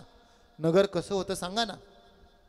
त्यावेळेस शुकदेवाने सांगितलं, राजन, तुम्ही मला रथात चढतानाच इतकं सांगितलं होतं, ती परात माझ्या डोक्यावर दिली होती, त्याचा त्या परातीतल्या तेलाचा एक थेंब सुद्धा सांडू नये म्हणून माझी सगळी चित्त वृत्ती कुठं होती, त्या तेलाच्या परातीकडे होती. एक थेंब सुद्धा सांडू नये म्हणून मी सारखं तिथं, माझी सगळी वृत्ती तिथं तदाकार झाली असल्यामुळे मला तुमचं नगर दिसलंच नाही, तुमची मिरवणूक दिसलीच नाही, तुमचं काय होतं मला काही दिसलं नाही. आता इतकी मोठी मिरवणूक झाली 4 तासाची, शुकदेवांना मिरवणूक दिसली का? नाही दिसली. हा आपला अनुभव असतो व्यवहारात अनेक ठिकाणी. त्यावेळेस जनक राजाने उत्तर दिलं, राजन मुनिवर, जशी तुमची अवस्था झाली ना आता, तिथे एक वृत्तीचा लय झाल्यामुळे, वृत्ती तदाकार झाल्यामुळे जसं तुम्हाला नगर दिसलं नाही ना, तसं माझी वृत्ती आत्मस्वरूपाच्या ठिकाणी तदाकार असल्यामुळे माझं व्यवहाराकडे काही लक्षच नाही, लक्षच नाही. 500 म्हणून गीतेत त्यांचं नाव आलं, जनकादया. श्रवण कसं होतं जनक राजा, असा इतका मोठा अधिकार जनक राजाचा इतका मोठा अधिकार असताना त्या ठिकाणी शुकदेव उच्च कोटीचे विचार, वेदांताची परिभाषा, आत्मस्वरूपाचं ज्ञान सांगत असताना अनेक हजारो लोक आले होते. कथा चालू होती ना, हजारो लोक नव्हे, जनक राजाच्या नगरीमध्ये कितीतरी संन्यासी होते, सगळे पुढे बसलेले असतात, जनक राजांना पुढे बसायचं. शुकदेव ज्यावेळेस सांगायचे, कधीतरी लक्ष असतं ना, शुकदेवांचं लक्ष कोणावर असायचं? जनक राजांकडेच नजर टाकून जनक राजांकडेच सांगायचे. त्यावेळेस बाकींच्या मनात यायचं, हे राजा आहे म्हणून त्यांच्याकडे पाहतात, त्यांनी सांभाळलं त्यांच्याकडे म्हणून आपण एवढे विद्वान, बरेच जणांना असं विद्वत्तेचा अहंकार असतो. नवल अहंकाराची गोठी, विशेषण लगे अज्ञानाचे पाठी, सज्ञानाचे झोंबे कंठी, नाना संकटी नाचविते. सगळ्यांना असं वाटायचं. असं बऱ्याच चर्चा सुरू झाली त्यांच्यात, काय व आपल्याकडे पाहतच नाही, आपल्याला विचारतच नाही. हे महात्म्यांना सांगावं लागत नाही. शुकदेव भगवान म्हटले, यांच्याकडे बघू आता आपण एक दिवस. आता त्यांना काय सिद्धी त्यांच्या पायाजवळ लोळण घालत असतात. त्यांनी काय केलं, जनक राजा सगळे ऐकत असताना एक सेवक सांगत आला, महाराज संस्कृतमधला संवाद आहे, मराठीत सांगतो. महाराज आपली आश्वशाळा पेटली, दगधामी, जळू द्या म्हटलं. जनक राजा म्हटले, जळू द्या. महाराज चालू ठेवा, ते स्थिर राहील. परत काही वेळ गेला, परत सांगा, महाराज आपलं जे सगळं पाकगृह आहे ते पेटलं, जळू द्या म्हटलं. परत काही 5 मिनिटाचं, महाराज आपण ज्या हॉलमध्ये तोही पेटलेला आहे, तिथपर्यंत जळत नाही म्हटलं, जळू द्या महाराज, जळू द्या. आता हे बाकीचे ना, यांना वेळ लागलाय म्हटले, आपल्या छाट्या कुबड्या, छाट्या होत्या ना, लंगोट्या वगैरे, हे सगळं जळून जातील. एक एक उठायला लागलं, पळायला. आपण गडबड आहे म्हणे. सगळे संन्यासी पळत त्या शाळेत गेले, सगळे बाहेर निघून गेले. खाली कोण राहिले? फक्त जनक राजा शुकदेव. इतकं जळत इथपर्यंत आलं. त्यावेळेस जनक राजा काय म्हणतो शुकदेवांना, मुनिवर, हे जळणारच आहे, हे एक दिवस संपणारच आहे, पण हे मिळणार नाही. राजाची अर्धी मांडी जळाली, राजा हल्ला नाही. याला श्रवण म्हणायचं. मनाचा मारू न करिता, इंद्रिया दुःख न देता, एथ मोक्षाशा येता श्रवणाची माझी. श्रवण भक्ती जनक राजाने कशी केली याचं सविस्तर चिंतन, जनकांचा श्लोक आला म्हणून ते थोडंसं तिकडे जावं लागलं पुराणात. कारण माऊलींनी वर्णन केलं, पुराणे आख्यान रूपी जगी भारता आली. काय वर्णन आहे माऊलींनी सांगितलं की, पुरती प्रतिष्ठे लागी सानी व धरुणी अंगी, पुराणे आख्यान रूपी जगी भारता आली. स्वतःला पूर्ण प्रतिष्ठा प्राप्त करून घेण्यासाठी पुरती आहे, म्हणजे याचा अर्थ त्यांना प्रतिष्ठा नव्हती पूर्ण. संपूर्ण प्रतिष्ठा प्राप्त, माऊलींची भाषा आहे ही, माऊलींची रचना आहे. पुराणांना पूर्ण प्रतिष्ठा प्राप्त करून घेण्यासाठी त्यांनी स्वतःकडे लहानपण घेतलं. सानी व धरुणी अंगी, काय घेतलं त्यांनी स्वतःकडे? लहानपण घेतलं. पुराणं छोटी झाली आणि आख्यानाच्या रूपाने सगळी पुराणं कुठं आली? महाभारतात आली. म्हणून या जनक वगैरे हे सगळी पुराणं महाभारतात आहेत असं वर्णन सांगितलं जनक राजाने. लोकसंग्रह प्रित्यर्थ या ठिकाणी कसं वागायचं, काय करायचं असं सविस्तर चिंतन आणि सिम्बॉल. अनेक ठिकाणी सिम्बॉल असतात, काही श्लोक सिम्बॉल आहेत, काही अभंगांचे सिम्बॉल असतात. तसा एक सिम्बॉलाचा श्लोक या ठिकाणी 21वा श्लोक आहे 3ऱ्या अध्यायातला. यद्यदाचरती श्रेष्ठ तत्तदेव स्तरोजना, सयत् प्रमाणम कुरुते लोकस्तदनुवर्तते. यद्य दाचरती श्रेष्ठ, श्रेष्ठ आचरती यद्य.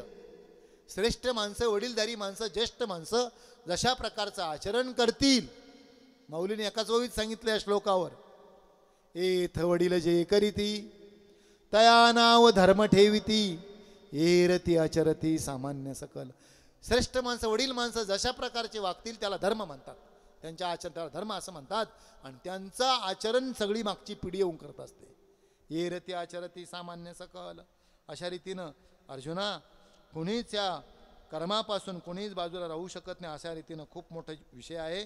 इंद्रिय पंच ज्ञानेंद्रिय, पंच ज्ञानेंद्रियाचे पंच ज्ञानेंद्रिय, पंच कर्मेंद्रिय. पंच ज्ञानेंद्रिय कोणते कोणते आहेत नाही आता फक्त एवढं दिग्दर्शन करतो.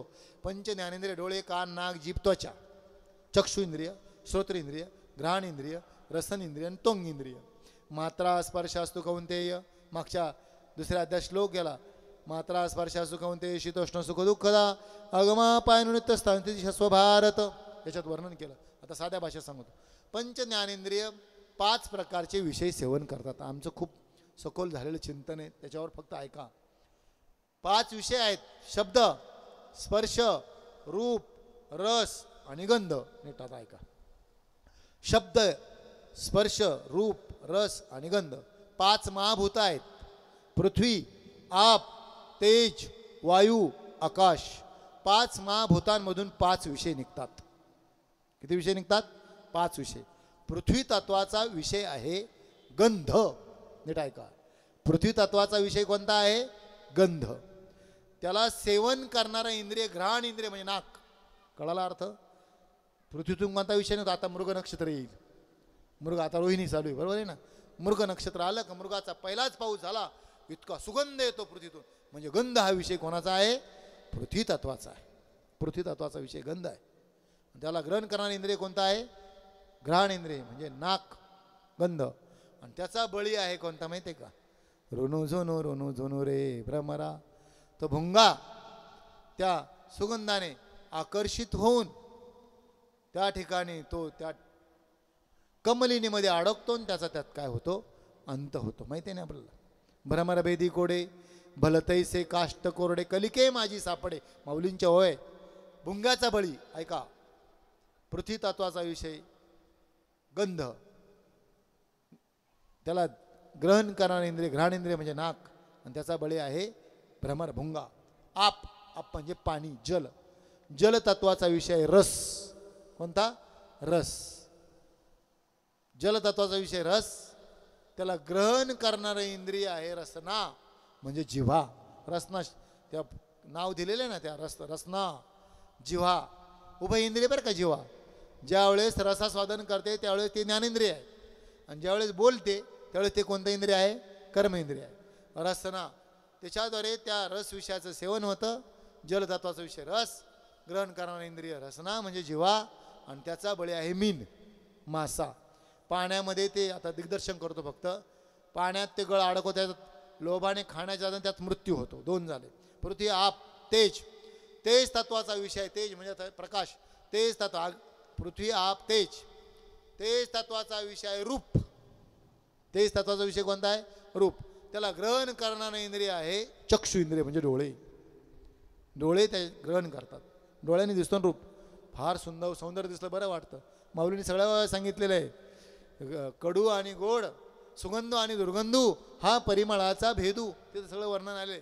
तर हा रूप विषय, तेज तत्वाचा विषय रूप. ग्रहण करणारं इंद्रिय चक्षुंद्रिय म्हणजे डोळे, आणि त्याचा बळी आहे हत्ती. कर्नाटकमध्ये हत्ती पकडण्याची पद्धत आहे. नाही, रूप विषयाचा बळी आहे पतंग. कोण आहे? पतंग. त्यासी अचूक मरण. दीपा पतंगा आलिंगन त्यासी अचूक मरण. दिव्यावर झडप घाला मरून जातो. पतंगाचा बळी सांगितला. पृथ्वी, आप, तेज, वायू. वायू तत्वाचा विषय आहे स्पर्श. स्पर्श. त्याला ग्रहण करणारे तोंग इंद्रिय त्वचा आहे, आणि त्याचा बळी आहे हत्ती. कर्नाटकमध्ये हत्ती हजारो हत्ती राहतात. आणि त्याला त्या बाजूने हत्तीन ठेवली जाते, आणि हत्तीला स्पर्श करण्याच्या उद्देशाने जातात. आणि मोठमोठे खड्डे घेतलेले असतात, लाकडं टाकले असतात बारीक बारीक, त्यात खाली पडतात. हत्ती पडले का मग त्याला अंकुशाने मारून मारून त्याला पाळीव बनवलं जातं. हत्ती सांगितला बळी. कोणत्या विषयाचा? स्पर्श विषयाचा. पृथ्वी, आप, तेज, वायू. आणि शेवटचा विषय आहे, शेवटचं तत्व आहे आकाश. आकाश तत्वाचा विषय आहे शब्द. ज्याचं सेवन करण्यासाठी तुम्ही बसलेला आहात, शब्द हा विषय आहे. अमागरी धन शब्दांचीच रत्ने, शब्दांची शस्त्रे यत्ने करू, शब्दच्या मुच्या जीवाचे जीवन, शब्देची गौरव पूजा करू. शब्द हा विषय आहे. कोणत्या तत्वाचा विषय आहे तो? आकाश तत्वाचा विषय. त्याला ग्रहण करणारं इंद्रिय श्रोतृ इंद्रिय म्हणजे कानाद्वारे शब्द या विषय सेवन होतं, आणि त्याचा बळी आहे हरिण. आता कथा आहे प्रत्येकाला, फक्त दिग्दर्शन करून गेलो. असे पंच कर्मेंद्रिय, पंच ज्ञानेंद्रिय, हस्त पाद गुद उपस्थ आणि मुख असे पंच ज्ञानेंद्रिय, 11 मन आहे. अशा या कर्म केल्याशिवाय आपल्याला कोणाला चुकत नसतं. संपूर्ण कर्मयोगाचं प्रतिपादन 3ऱ्या अध्यायामध्ये केलं. आपल्याला खूप पुढे जायचं असल्यामुळे आपण 4थ्या अध्यायात प्रवेश करत आहोत. 4थ्या अध्यायाचं नाव आहे ज्ञानकर्म संन्यास योग. ज्ञानकर्म संन्यास योग. 4थ्या श्री भगवान वाच इमं विवस्वते योगम प्रोक्तवान हमव्ययम विवस्मानन्वये प्राव मुनिक्ष्वा कवे ब्रवीत.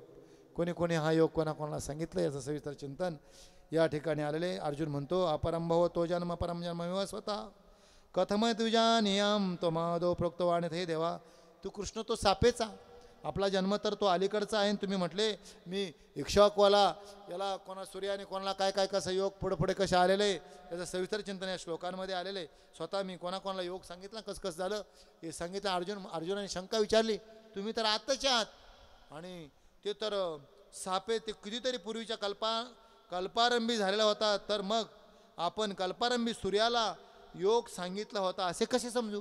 सूर्याला कसं तुम्ही योग सांगितला? मग भगवान म्हटले श्री भगवान वाच बहुने मे व्यतीतानि जन्मानि तव अर्जुन तान्यं वेद सर्वाणि न त्वं वेत्थ परंतप. हे परंतप, हे अर्जुना, तुला माहीत नाही माझे आणि तुझे बहुनी मे व्यतीतानि जन्मानि तव अर्जुन, तुझे आणि माझे पुष्कळ जन्म झालेले आहेत, ते सर्व तुला माहीत नाही पण मला माहीत आहे.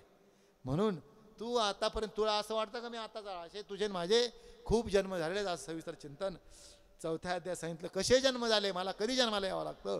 याचं उत्तर सगळ्यांचाच, आपल्या भारतात असलेल्या सगळ्याच लोकांचा श्लोक पाठ असेल, कारण महाभारतात हा श्लोक येतोय. महाभारत मालिकेमध्ये हा श्लोक दिलेला आहे. जन्म कधी घ्यावा लागतो भगवान स्वतः म्हटले यदा यदा हि धर्मस्य. 4थ्या अध्यायातला श्लोक हा. यदा यदा हि धर्मस्य ग्लानिर्भवति भारत अभ्युत्थानम धर्मस्य तदात्मानं सृजाम्यहम्. मला कधी कधी अवतारला, हे भारता, हे अर्जुना, जेव्हा जेव्हा धर्माला ग्लानी येते, ग्लानी कळतं ना, ग्लानी म्हणजे मूर्छा, धर्म बुडत नसतो कधीच. वैदिक धर्म ही परंपरा आपल्यावर 1100 वर्षे यवनांनी, त्याच्यावर आपल्यावर आक्रमण यवनांच्या पारतंत्र्यात 150 वर्ष इंग्रजांच्या, ही विचार प्रणाली आजही लाखो वर्ष उजाळा तशीच देणार आहेत बरं का. कधीच बुडत नसतो. पण काय होत असतं, पूर्वीच्या काळी कंदील होता आपल्याकडे. कंदील माहिती आहे ना, आम्ही लहानपणात कंदिलावर अभ्यास केला. रात्रभर तो कंदील जर चालू राहिला तर सकाळी त्या कंदिलाचा म्हणजे पहाटेला त्याचा प्रकाशच बाहेर पडत नव्हता. आता दिवस ठेवून द्यायचो आपण, विजवायचं ठेवून द्यायचो. दुसऱ्या दिवशी तसाच कंदील पेटवला लावला चालेल का? काय करावं लागायचं? दुसऱ्या दिवशी त्या कंदिलाची काच काढावी लागायची आणि ती काय करावी लागायची? पुसावी लागायची. मी अविवेकाची काजळी फेडून कधी पोजळी तै योग्या पाहे दिवाळी निरंतर. काच पुसली का प्रकाश पुन्हा. मग काचेवर त्या ठिकाणी काजळी येणं म्हणजे धर्मावर ग्लानी आल्यासारखं. धर्मावर ग्लानी येणं म्हणजे असं वाटतो बुडणार नाही धर्म कधीच बरं का. कलियुगाचा कालावधी सांगितलेला आहे 4,32,000 वर्ष. किती काळ आहे कलियुगाचा? 4,32,000 वर्ष कलियुगाचा कालावधी सांगितला. आणि आता कलियुग सुरुवात होऊन फक्त 5,000 वर्ष झाले. अजून किती शिल्लक आहे सांगा? कलियुगाचा काळ किती शिल्लक आहेत? 4,27,000 वर्ष शिल्लक आहे. चिंता करू नका. असं वाटलं कोरोना आला सगळं संपणार जाणार, चिंता करू नका. काय झालं? आम्ही एकदा प्रश्न विचारला, 14 चौकड्याचं राज्य रावणाला होतं का? आता ते सूत्रच सांगितलं. आता चिंतनच कर, ब्रह्मदेवाचा एक दिवस कसा, काय कसं, इतकं खोल गेलं ना अण्णा ही सगळं झोपून जाते. म्हणून आपण थोडं वरवर येतो बरं का. एक दिवस कसा, ब्रह्मदेवाच्या एका दिवसात सृष्टीची रचना कशी होते. ते रावणाचं 14 चौकड्याचं राज्य म्हटलं कोणालाच पटत नसतं. मग त्याला आमच्या बाबांनी साधं उदाहरण सांगितलं, नीट ऐका. बाबा म्हटले 14 चौखड्याचं राज्य रावणाला कसं. आपल्याला ते कल्पित वाटतं, आपल्याला ते मान्य होत नाही. कारण तुम्ही आता एक विशिष्ट नक्षत्रामध्ये पाऊस पडत असताना एक छोटे छोटे प्राणी जन्माला, त्याला आपण दांडे म्हणतो. दांडे पाहिले का तुम्ही? दांडा त्याला कोणी घोडे म्हणतात काही भागामध्ये. हे असं मोठ्या पंखाचा किडा असतो, त्या हत्ती नक्षत्रात जास्त जन्माला येतो, बरोबर आहे ना. हस्त नक्षत्रामध्ये ते असे जन्माला येतात, इतके दिसतात, इतकी गर्दी असते. रात्रीची तर किती असतात लाईटच्या जवळ, इतके असतात. त्या सगळ्या त्या घोड्यांची म्हणजे त्या किड्यांची त्या दांड्यांची मिटिंग झाली. सगळ्यांची काय झाली? मिटिंग झाली. ते म्हटले अरे असं आम्हाला ऐकायला मिळालं मानवाचं आयुष्य 100 वर्षात आहे. कल्पित आहे म्हटले. त्यांचं आयुष्य म्हणजे 2 तासाचं. त्यांच्या कल्पनेने आपल्या आयुष्याची कल्पना करा बरं. तसं आपण म्हणजे दांडे आपल्या कल्पनेने त्यांच्या आयुष्याची आपण कल्पना करू शकत नाही. आपण अल्पज्ञ आहोत, अल्पबुद्धी आहे, हे सगळ्या गोष्टीचा अल्प आहोत. पण आपल्याला जे चैतन्य आहे ना ते मात्र खूप सर्वज्ञ आहे. ते कसं आहे त्याचं चिंतन या शास्त्रात. ते एकदा का प्राप्त झालं, आत्मस्वरूपाचं ज्ञान झालं, स्वस्वरूपाचं ज्ञान झालं, आपलं ज्ञान झालं, आपण कोण आहोत ह्याचंच ज्ञान नाही आपल्याला. आपल्यावर कोणी येऊन राज्य करतं, क्षणाक्षणाला राज्यच करते ना. दररोजचा आपल्यावर सत्ता गाजवते. बायकोच्या पुढं गेला की आपला नवरा जागा होतो. नवऱ्याचा जन्म कुठं? बायकोच्या पुढे. मुलाच्या पुढं गेलो की आपला बाप जागा होतो. आईच्या पुढं गेलो की आपला मुलगा जागा होतो. सासूच्या पुढं गेलो की आपला जावाई जागा होतो.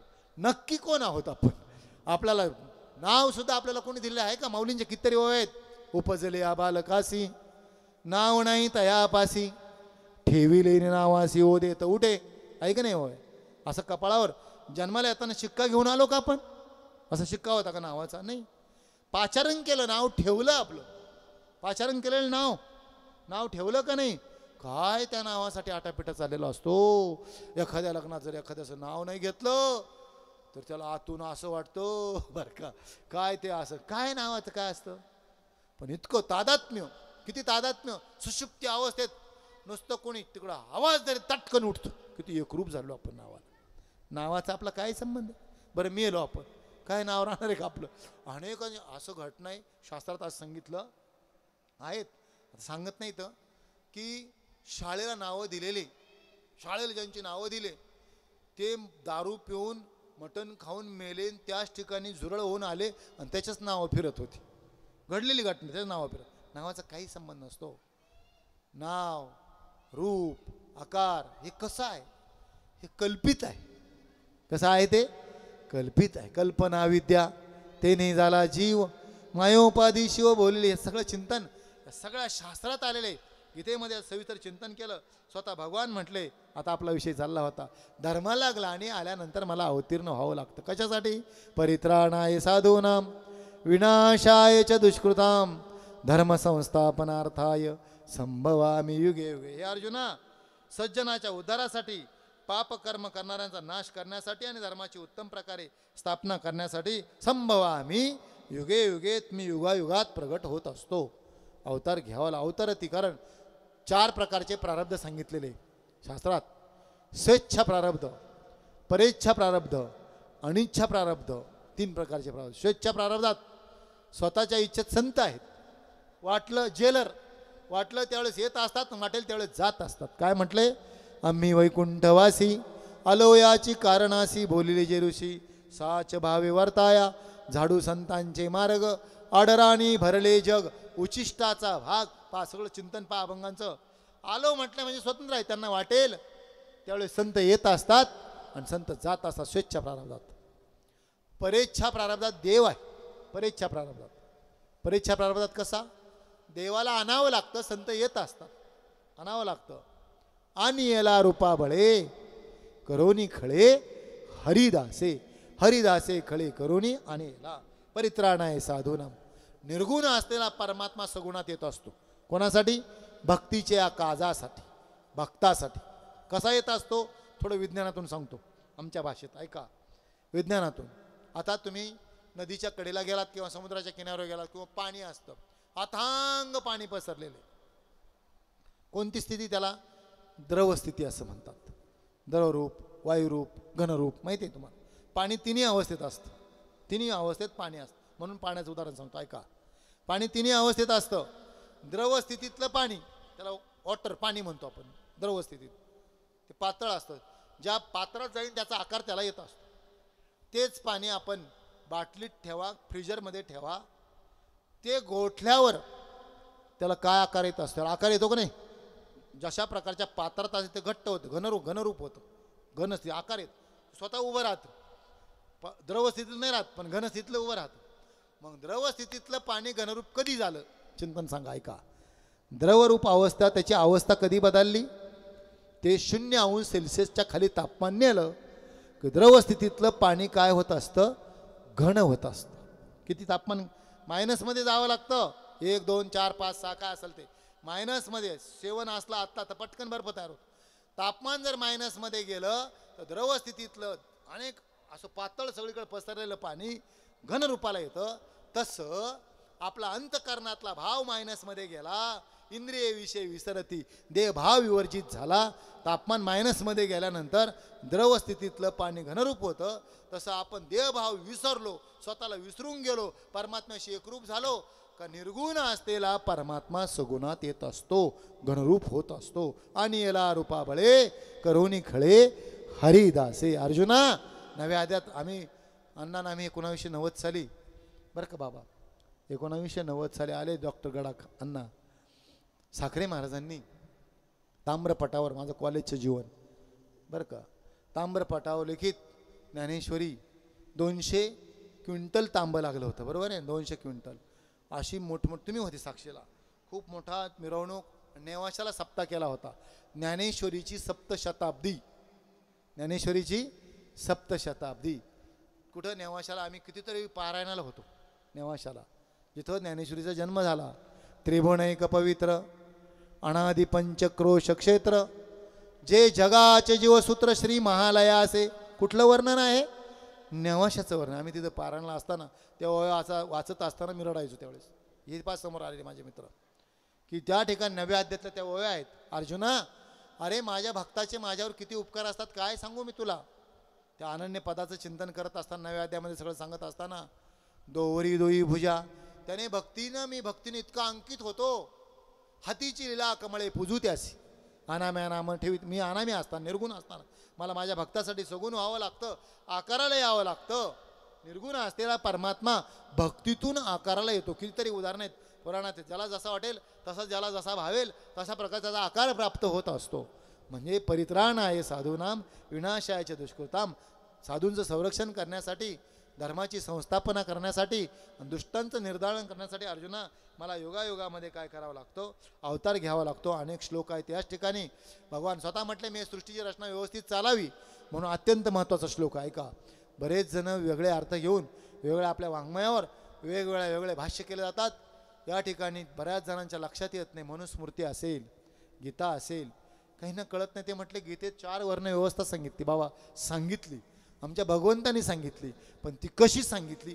ती जर अक्कल तुला असती तर तू गीतेला बाधक ठरलाच नसता, कुणी असो, बरोबर आहे ना. 4 वर्ण व्यवस्था सांगितली. स्वतः भगवान म्हटले चातुर्वर्ण, हा श्लोक आहे 4थ्या अध्यायातला 13वा. चातुर्वर्ण मया सृष्टा 4 वर्ण, चातुर्वर्ण. मी स्वतः 4 वर्ण समाज व्यवस्था व्यवस्थित चालावी, पण ती कशी सांगितली याचा अर्धा श्लोक नाही घेतला. चातुर्वर्ण मया सृष्टा गुण कर्म विभागशा. कशानुसार? गुण कर्म, गुणानुसार आणि कर्मानुसार. जर तिथं जन्म शब्द आला असता तर आम्ही तुमचे विचार मान्य केले असते. अर्थ कळतो ना काय सांगायचं. आता इतकं खोल जाऊन सांगायचं नाही, विश्लेषण करायचं नाही या गोष्टीचं. चातुर्वर्णमया सृष्टा, समझने वालों को इशारा काफी होता है. चातुर्वर्णमया सृष्टा गुणकर्म विभागशा. या ठिकाणी भगवान स्वतः म्हटले मी 4 वर्ण, ब्राह्मण क्षत्रिय वैश्य शूद्र, 4 वर्ण व्यवस्था निर्माण केली. पण ती कशानुसार? गुणानुसार आणि कर्मानुसार. मनुस्मृतीला हे खोटं म्हटले. म्हणून सुद्धा सांगत असताना काय सांगितलं? कधीच खोटी नाही. मनुस्मृतीवर आधारित अमेरिकेची राज्यघटना आहे, म्हणून तिथल्या कोणाच्या केसाला धक्का लागत नाही.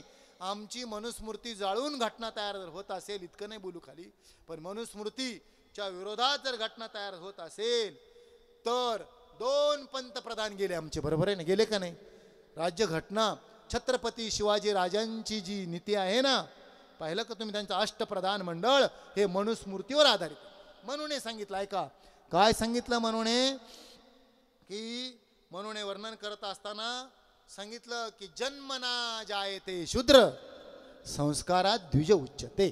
बरोबर आहे ना. अत्यंत महत्वाचा श्लोक आहे. आपण सिंबल म्हणून घेतो. जन्माने तो शूद्र कुळात जन्माला जरी आला तर संस्काराने तो कोण होत असतो? ब्राह्मण होत असतो. कोण होतो संस्काराने? ब्राह्मण होतो. मग आमच्याकडे सगळं आता जो सोहळा चालू आहे कुणाचा आहे? ते ब्राह्मणांचा सोहळा चालू आहे. चोखा महाराज सोहळा जो चालू आहे तो ब्राह्मणांचा सोहळा चालू. म्हणजे जन्मना जायते शूद्र. खरी जातीयतावादाला मूठमाती आमच्या संतांनी दिली. कधी? 13व्या शतकात दिली का नाही? 13व्या शतकामध्ये सगळी संत मंडळी एकत्र जमली. सगळी त्या पंढरीच्या वाळवंटामध्ये सगळे आली. होते का नव्हते सगळे समाजाचे? भक्तीचे आदरी असलेले नामदेव महाराज आमच्या माऊलींना 5 वर्षांनी मोठे होते. ज्येष्ठ श्रेष्ठ. सन 1270 मध्ये नामदेव महाराजांचा जन्म आणि सन 1275 मध्ये माऊलींचा जन्म. ही सगळी संत मंडळी एका व्यासपीठावर एकत्र कीर्तन करायचं म्हटलं. नामदेव कीर्तन करी पुढे देवनाचे पांडुरंग.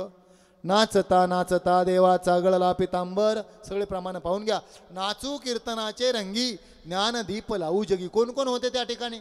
सगळे होते. कोण कोण होते माहिती ना? चोखा महाराज, सावता महाराज, गोरोबा काका, रोहिदास महाराज, कबीर महाराज, जनाबाई. ही सगळी जाती धर्मातली, सगळ्या जाती धर्मातली संत एकत्र राहिली, एकत्र नांदली, एका पंक्तीला जेवली. जातीयतावादाला मूठमाती आमच्या संतांनी दिली. दिली का नाही? दिली का नाही? सगळे एकत्र जेवले का नाही? सगळे एकत्र राहिले. चातुर्वर्णमया स्रष्टा गुण कर्म विभाग. कारण हे सगळे वारकरी ब्रह्म जानती ब्राह्मणा. ब्रह्म जाणणारे. ब्राह्मण कुळात जन्माला आला आणि दारू पितो, मटण खातो, तो शूद्र आहे. जन्माने नाही म्हटलं, जन्माला आला. आता प्रचलित समाज व्यवस्था तशी झाली. ब्राह्मण कुळात जन्माला आला आणि शूद्राचं आचरण करतो, खालच्या दर्जाचं. शूद्र कुळात जन्माला येऊन उच्च कोटीचं वारकरी आहे, निष्ठावान आहे, आचरण करतो. ब्रह्माला जाणण्याची इच्छा आहे किंवा ब्रह्म जाणतो तो ब्राह्मण. चातुर्वर्णमया सृष्टा गुणकर्म विभाग अशा आहे का नाही ते वर्णन? गुणकर्म विभाग अशी 4 वर्ण व्यवस्था मी गुणानुसार याच्यानुसार निर्मित केली. हे सगळं सांगत असताना मला कर्म कसं अर्पण कर. ब्रह्मार्पणम ब्रह्मण हवीर ब्रह्माग्नो ब्रह्मण हतम उत्तम ब्रह्मतेन गंतव्य ब्रह्मकर्म समाधीना. हे सगळं वर्णन करत असताना सगळं सांगत असताना आता या ठिकाणी खूप मोठा विषय आहे. नाही ज्ञानेन सदृश्य पवित्र मे विद्यते. ज्ञाना इतकी या जगामध्ये पवित्र आणि श्रेष्ठ कोणतीच गोष्ट नाही असं सांगितलं 4थ्या अध्यायात. नाही ज्ञानेन सदृश्य सदृश्यम पवित्र मे विद्यते नाही ज्ञानेन. ज्ञानासारखी पवित्र आणि श्रेष्ठ गोष्ट कोणतीच नाही. गीतेतला सिंबॉल आहे बरं का 4थ्या अध्यायातला हा 38वा श्लोक आहे. नाही ज्ञानेन सदृश्य पवित्र मे विद्यते तत्स्वयं योग संसिद्ध कालेन आत्मनि विंदती. ते ज्ञान प्राप्त. ज्ञान कोणतं आता बरं का? ज्ञान कोणतं? ज्ञानाचे प्रकार सांगितले. ज्ञानाचे एक आहे यथार्थ ज्ञान, एक आहे विपरीत ज्ञान. मूळ वस्तूच्या ठिकाणी मूळ वस्तूचं ज्ञान होणं याला यथार्थ ज्ञान म्हणायचं. मूळ वस्तूच्या ठिकाणी मूळ वस्तूचं ज्ञान नसणं याला विपरीत ज्ञान म्हणायचं. किंवा आमचे बाबा सांगायचे 2 प्रकारचे. एक ज्ञान आहे अन्वय ज्ञान आणि एक ज्ञान आहे व्यतिरेक ज्ञान. साध्या भाषेत सांगतो आता, ही वेदांताची भाषा आहे. अन्वय ज्ञान व्यतिरेक ज्ञान म्हणजे काय? शेतात गेलो आपण, विहिरीला पाणी असतं, विहिरीचं पाणी. विहिरीचं पाणी मोटारने पाटाने शेतात जातं ना. शेतात पाणी गेल्यानंतर त्या शेतामध्ये वेगवेगळी पिकं फुलवलेली आहेत. वेगवेगळी पिकं. मौलींनी म्हटलं बीज गुणधर्मानुरूप परिणामले आप. बीजाच्या गुणधर्मानुसार पाणी परिणामित झालं. एका वाफ्यात ऊस आहे, दुसऱ्या शेतात लसूण आहे, कोथिंबीर आहे, कांदे आहे, गहू आहे, मिरच्या आहे. सगळं भिन्न भिन्न, सगळं भिन्न भिन्न आहे. बरोबर आहे ना? पण पाणी मात्र एकच आहे सगळ्याला. ऊसाला पाणी तेच, मिरचीला पाणी तेच, गव्हाला पाणी तेच, कांद्याला पाणी तेच, लसणाला पाणी तेच. आता पाणी ज्या पिकात जाईन तशी चव. गव्हासारखा ऊस नाही, चव आहे का? लसणासारखे कांदे नाही, ऊसासारख्या मिरच्या नाही, सगळं भिन्नता. आता ऐका, पाण्याचा पिकामध्ये व्यतिरेक झाला, विभागलं. पाण्याचा पिकात काय झाला? व्यतिरेक झाला. पाण्याचा पिकात काय झाला?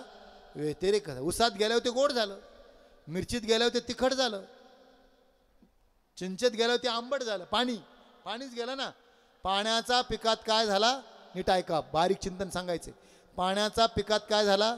व्यतिरेक झाला. पण पिकात पाण्याचा अन्वय आहे. शुनीचैव च शोपाकीच पंडिता समदर्शना. आता सांगतो अर्थ. पाणी विभागल्यामुळं मिरचीसारखा लसूण नाही, लसणासारखा ऊस नाही, ऊसासारखा गहू नाही विभागला. तसं या सृष्टीमध्ये चैतन्याचा व्यतिरेक आहे. व्यतिरेक झाला. कुत्र्यासारखं मांजर नाही, मांजरासारखी मुंगी नाही, हत्ती नाही, सगळं नाही, पण सगळ्यांचा अन्वय चैतन्य मात्र सर्वांचं एकच आहे. सर्व पिकामधलं पाणी एकच आहे. मग आता काय करायचं? पिकाची दृष्टी गेली पाहिजे. पाणी पाहणं किती अवघड आहे. पिकाची दृष्टी घालवायची, काय पाहायचं? पाणी पाहायचं. तसं जगातला भेद गेला पाहिजे ना, अभेद स्थिती चैतन्य पाहायचं. हे कधी होईल? आपण ज्यावेळेस ब्रह्मस्थितीला प्राप्त हो, ब्राह्मी स्थिती काल सांगितलेली त्या स्थितीला प्राप्त हो, आत्मस्वरूपावर जाऊ, त्यावेळे जगामध्ये ब्रह्म दिसे उघडे. चैतन्याची शोभा शोभत असे, त्याला चिदविलास असं म्हटलेलं आहे. वारकरी संप्रदायामध्ये फार मोठी कल्पना आहे. हे काहीच नसून परमात्माच नटलेला आहे, जग नव्हे.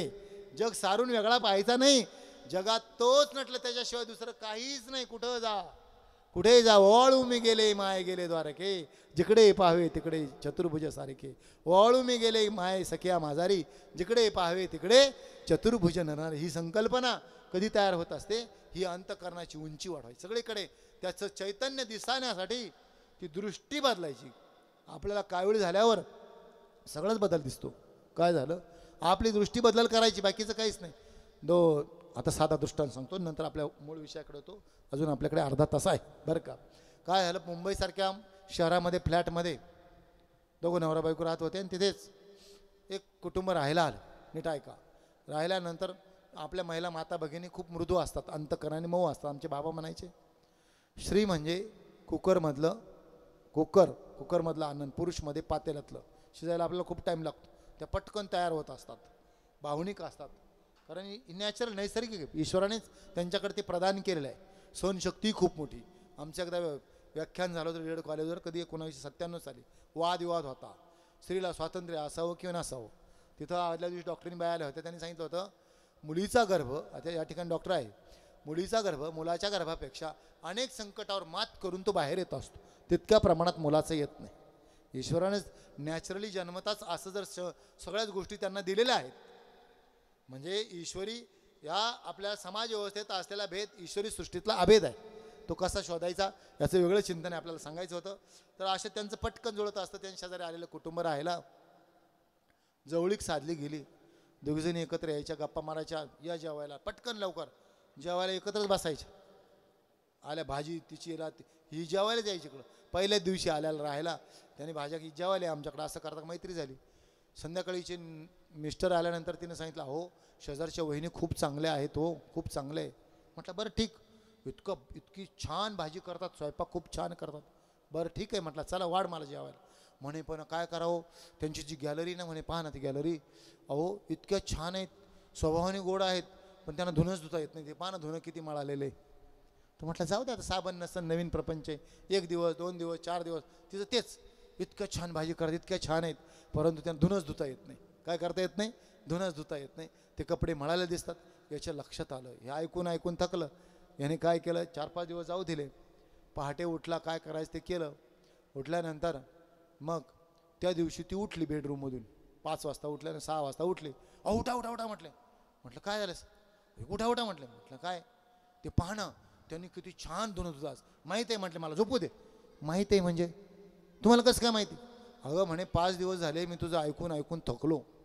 मग तुम्ही धुवू लागला गेले होते का? धुवू लागाय नाही गेलो, नव्हतं गेलो. ऐक म्हटले, मी तुझं 5 दिवसापासून ऐकून थकलो. मग आज मी थिनेल ते आणतात ना काचा साफ करा, ती घेऊन आलो म्हटले. आणि 3 वाजताच उठलो, तू झोपलेली होती. आपल्या खिडक्याच्या सगळ्या काचा मी स्वच्छ करून पुसून टाकल्या. सगळ्या काचा, सगळ्या खिडक्यांच्या सगळ्या काचा स्वच्छ पुसल्या. त्या वहिनी धुणं छानच धुत होत्या, पण तू इतकी आळशी होती का तुझ्या काचाच एवढ्या मळाल्या होत्या का त्यांचं धुतलेलं धुणं सुद्धा तुला मळालेलं दिसत होतं. तसं जगत खूप सुंदर असतं, पण आपला चष्मा एवढा मळाला की आपल्याला जगात दोष दिसतात. जगात काय दिसतात? जगात लोक दोषी दिसतात. आपला चष्मा स्वच्छ करणं म्हणजे परमार्थात येणं. श्रवण करून करून आपला धुवायचा, आपला स्वच्छ करायचा, आपलं अंतकरण स्वच्छ करायचं. आमचे बाबा सांगायचे, अंतकरण तेच असतं बरं का, अंतकरण तेच असतं. पूर्वीच्या काळी विशिष्ट प्रकारच्या समाजाकडे, विशिष्ट लोकांकडे ते जनावरांचे कातडे काढायची पद्धत होती आणि ते कातड नेऊन ते ओढ्यामध्ये भिजत टाकलं जायचं पाण्यात. भिजल्यानंतर त्याच्यावर 15 दिवस भिजवायचं आणि त्याच्यावर प्रक्रिया करून मग त्याच्या वस्तू तयार करायची. बरोबर आहे ना. या क्रियेला कातडी कमवणे असं म्हणायचं. काय म्हणायचे? कातडी कमवणे. आता त्या मेलेल्या प्राण्याचं कातड जर ओढ्यात नेऊन भिजत टाकलं, तिथून जर आपण चाललो तर नाक दाबून चाललं, जवळून सुद्धा जा वाटत नव्हतं. तसे आपले अंतकरण मेलेल्या प्राण्याच्या कातड्यासारखे बरं का मलिन असतात. मल दोषाने विक्षेप दोष अंतकरणावर असतात.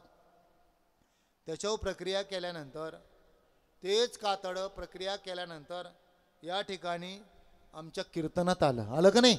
मृदुंगाची वादी, चष्म्याचं पॉकेट, ग्रंथावर आलं का नाही कातड? तेच कातड तेच, पण कधी आलं? प्रक्रिया केल्यानंतर आलं. अगोदर ते कातड तसं कुणी आणू शकत का? तसं अंतकरण तेच असतं, पण साधना केल्यानंतर ज्यावेळेस ते अंतकरण परिपक्व दशेला प्राप्त होत असतं, त्या अवस्थेला प्राप्त होत त्यावेळेस ते या मंडपात येऊन बसलेलं अंतकरण म्हणजे कमवलेलं कातड आहे. प्रक्रिया करून कमवलेलं कातड अंतकरण शुद्ध झालेलं. अशा रीतीने या ठिकाणी हे ज्ञाना इतकी जगात पवित्र कोणतीच गोष्ट नाही. ते ज्ञान प्राप्त करून घेण्यासाठी अंतकरणाची पवित्रता असावी लागते. अन्वय ज्ञान अशा स्वस्वरूपाचं ज्ञान ते प्राप्त करण्यासाठी याच अध्यायामध्ये 38व्या श्लोकाच्या नंतर आता 39व्या श्लोकामध्ये असं जे आत्म्याचं ज्ञान आहे, स्वस्वरूपाचं ज्ञान आहे, यथार्थ ज्ञान आहे, ते प्राप्त करून घेण्यासाठी 3 गोष्टींची गरज सांगितली. श्रद्धावान लभते ज्ञानम तत्परसेतींद्रिया ज्ञानम लब्धा परम शांती अचिरेनाधिगच्छति. लभते ज्ञानम श्रद्धावान.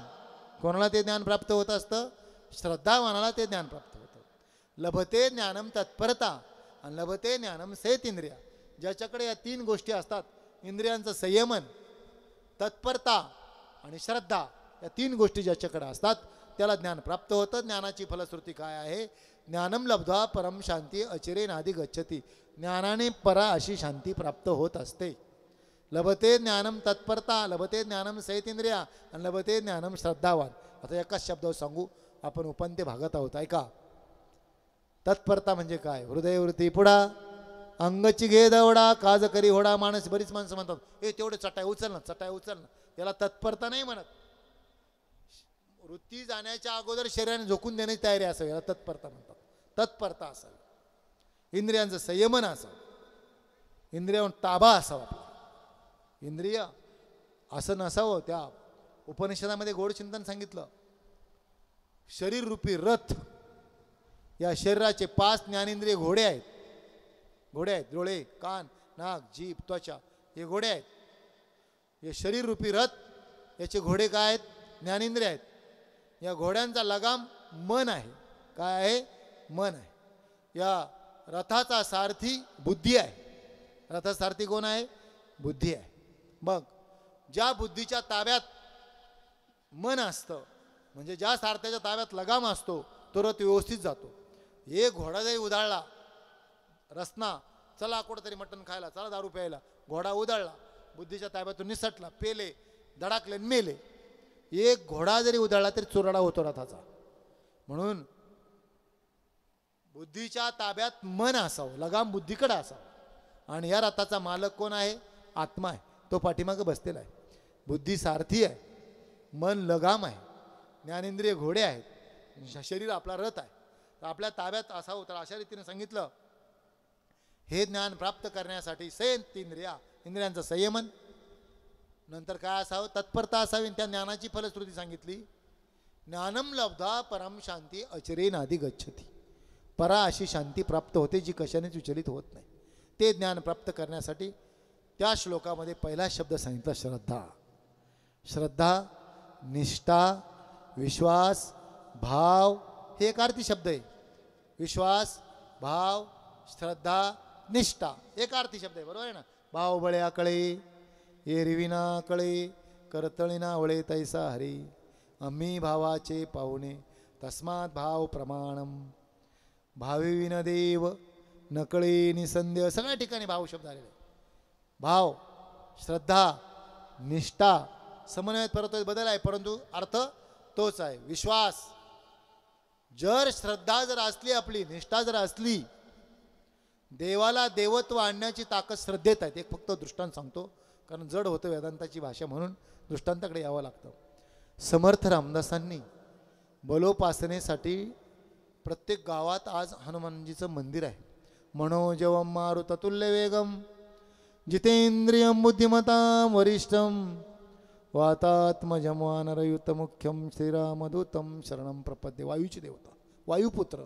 वायू ही फार बलवान आहे, म्हणून प्राणायाम करायचं असतं. वायूमध्ये फार मोठी शक्ती आहे. प्राणवायू शरीरातला. बहिणाबाई म्हटल्या जन्म आणि मृत्यू एका श्वासाचं अंतर. संपलं, श्वास गेला संपला.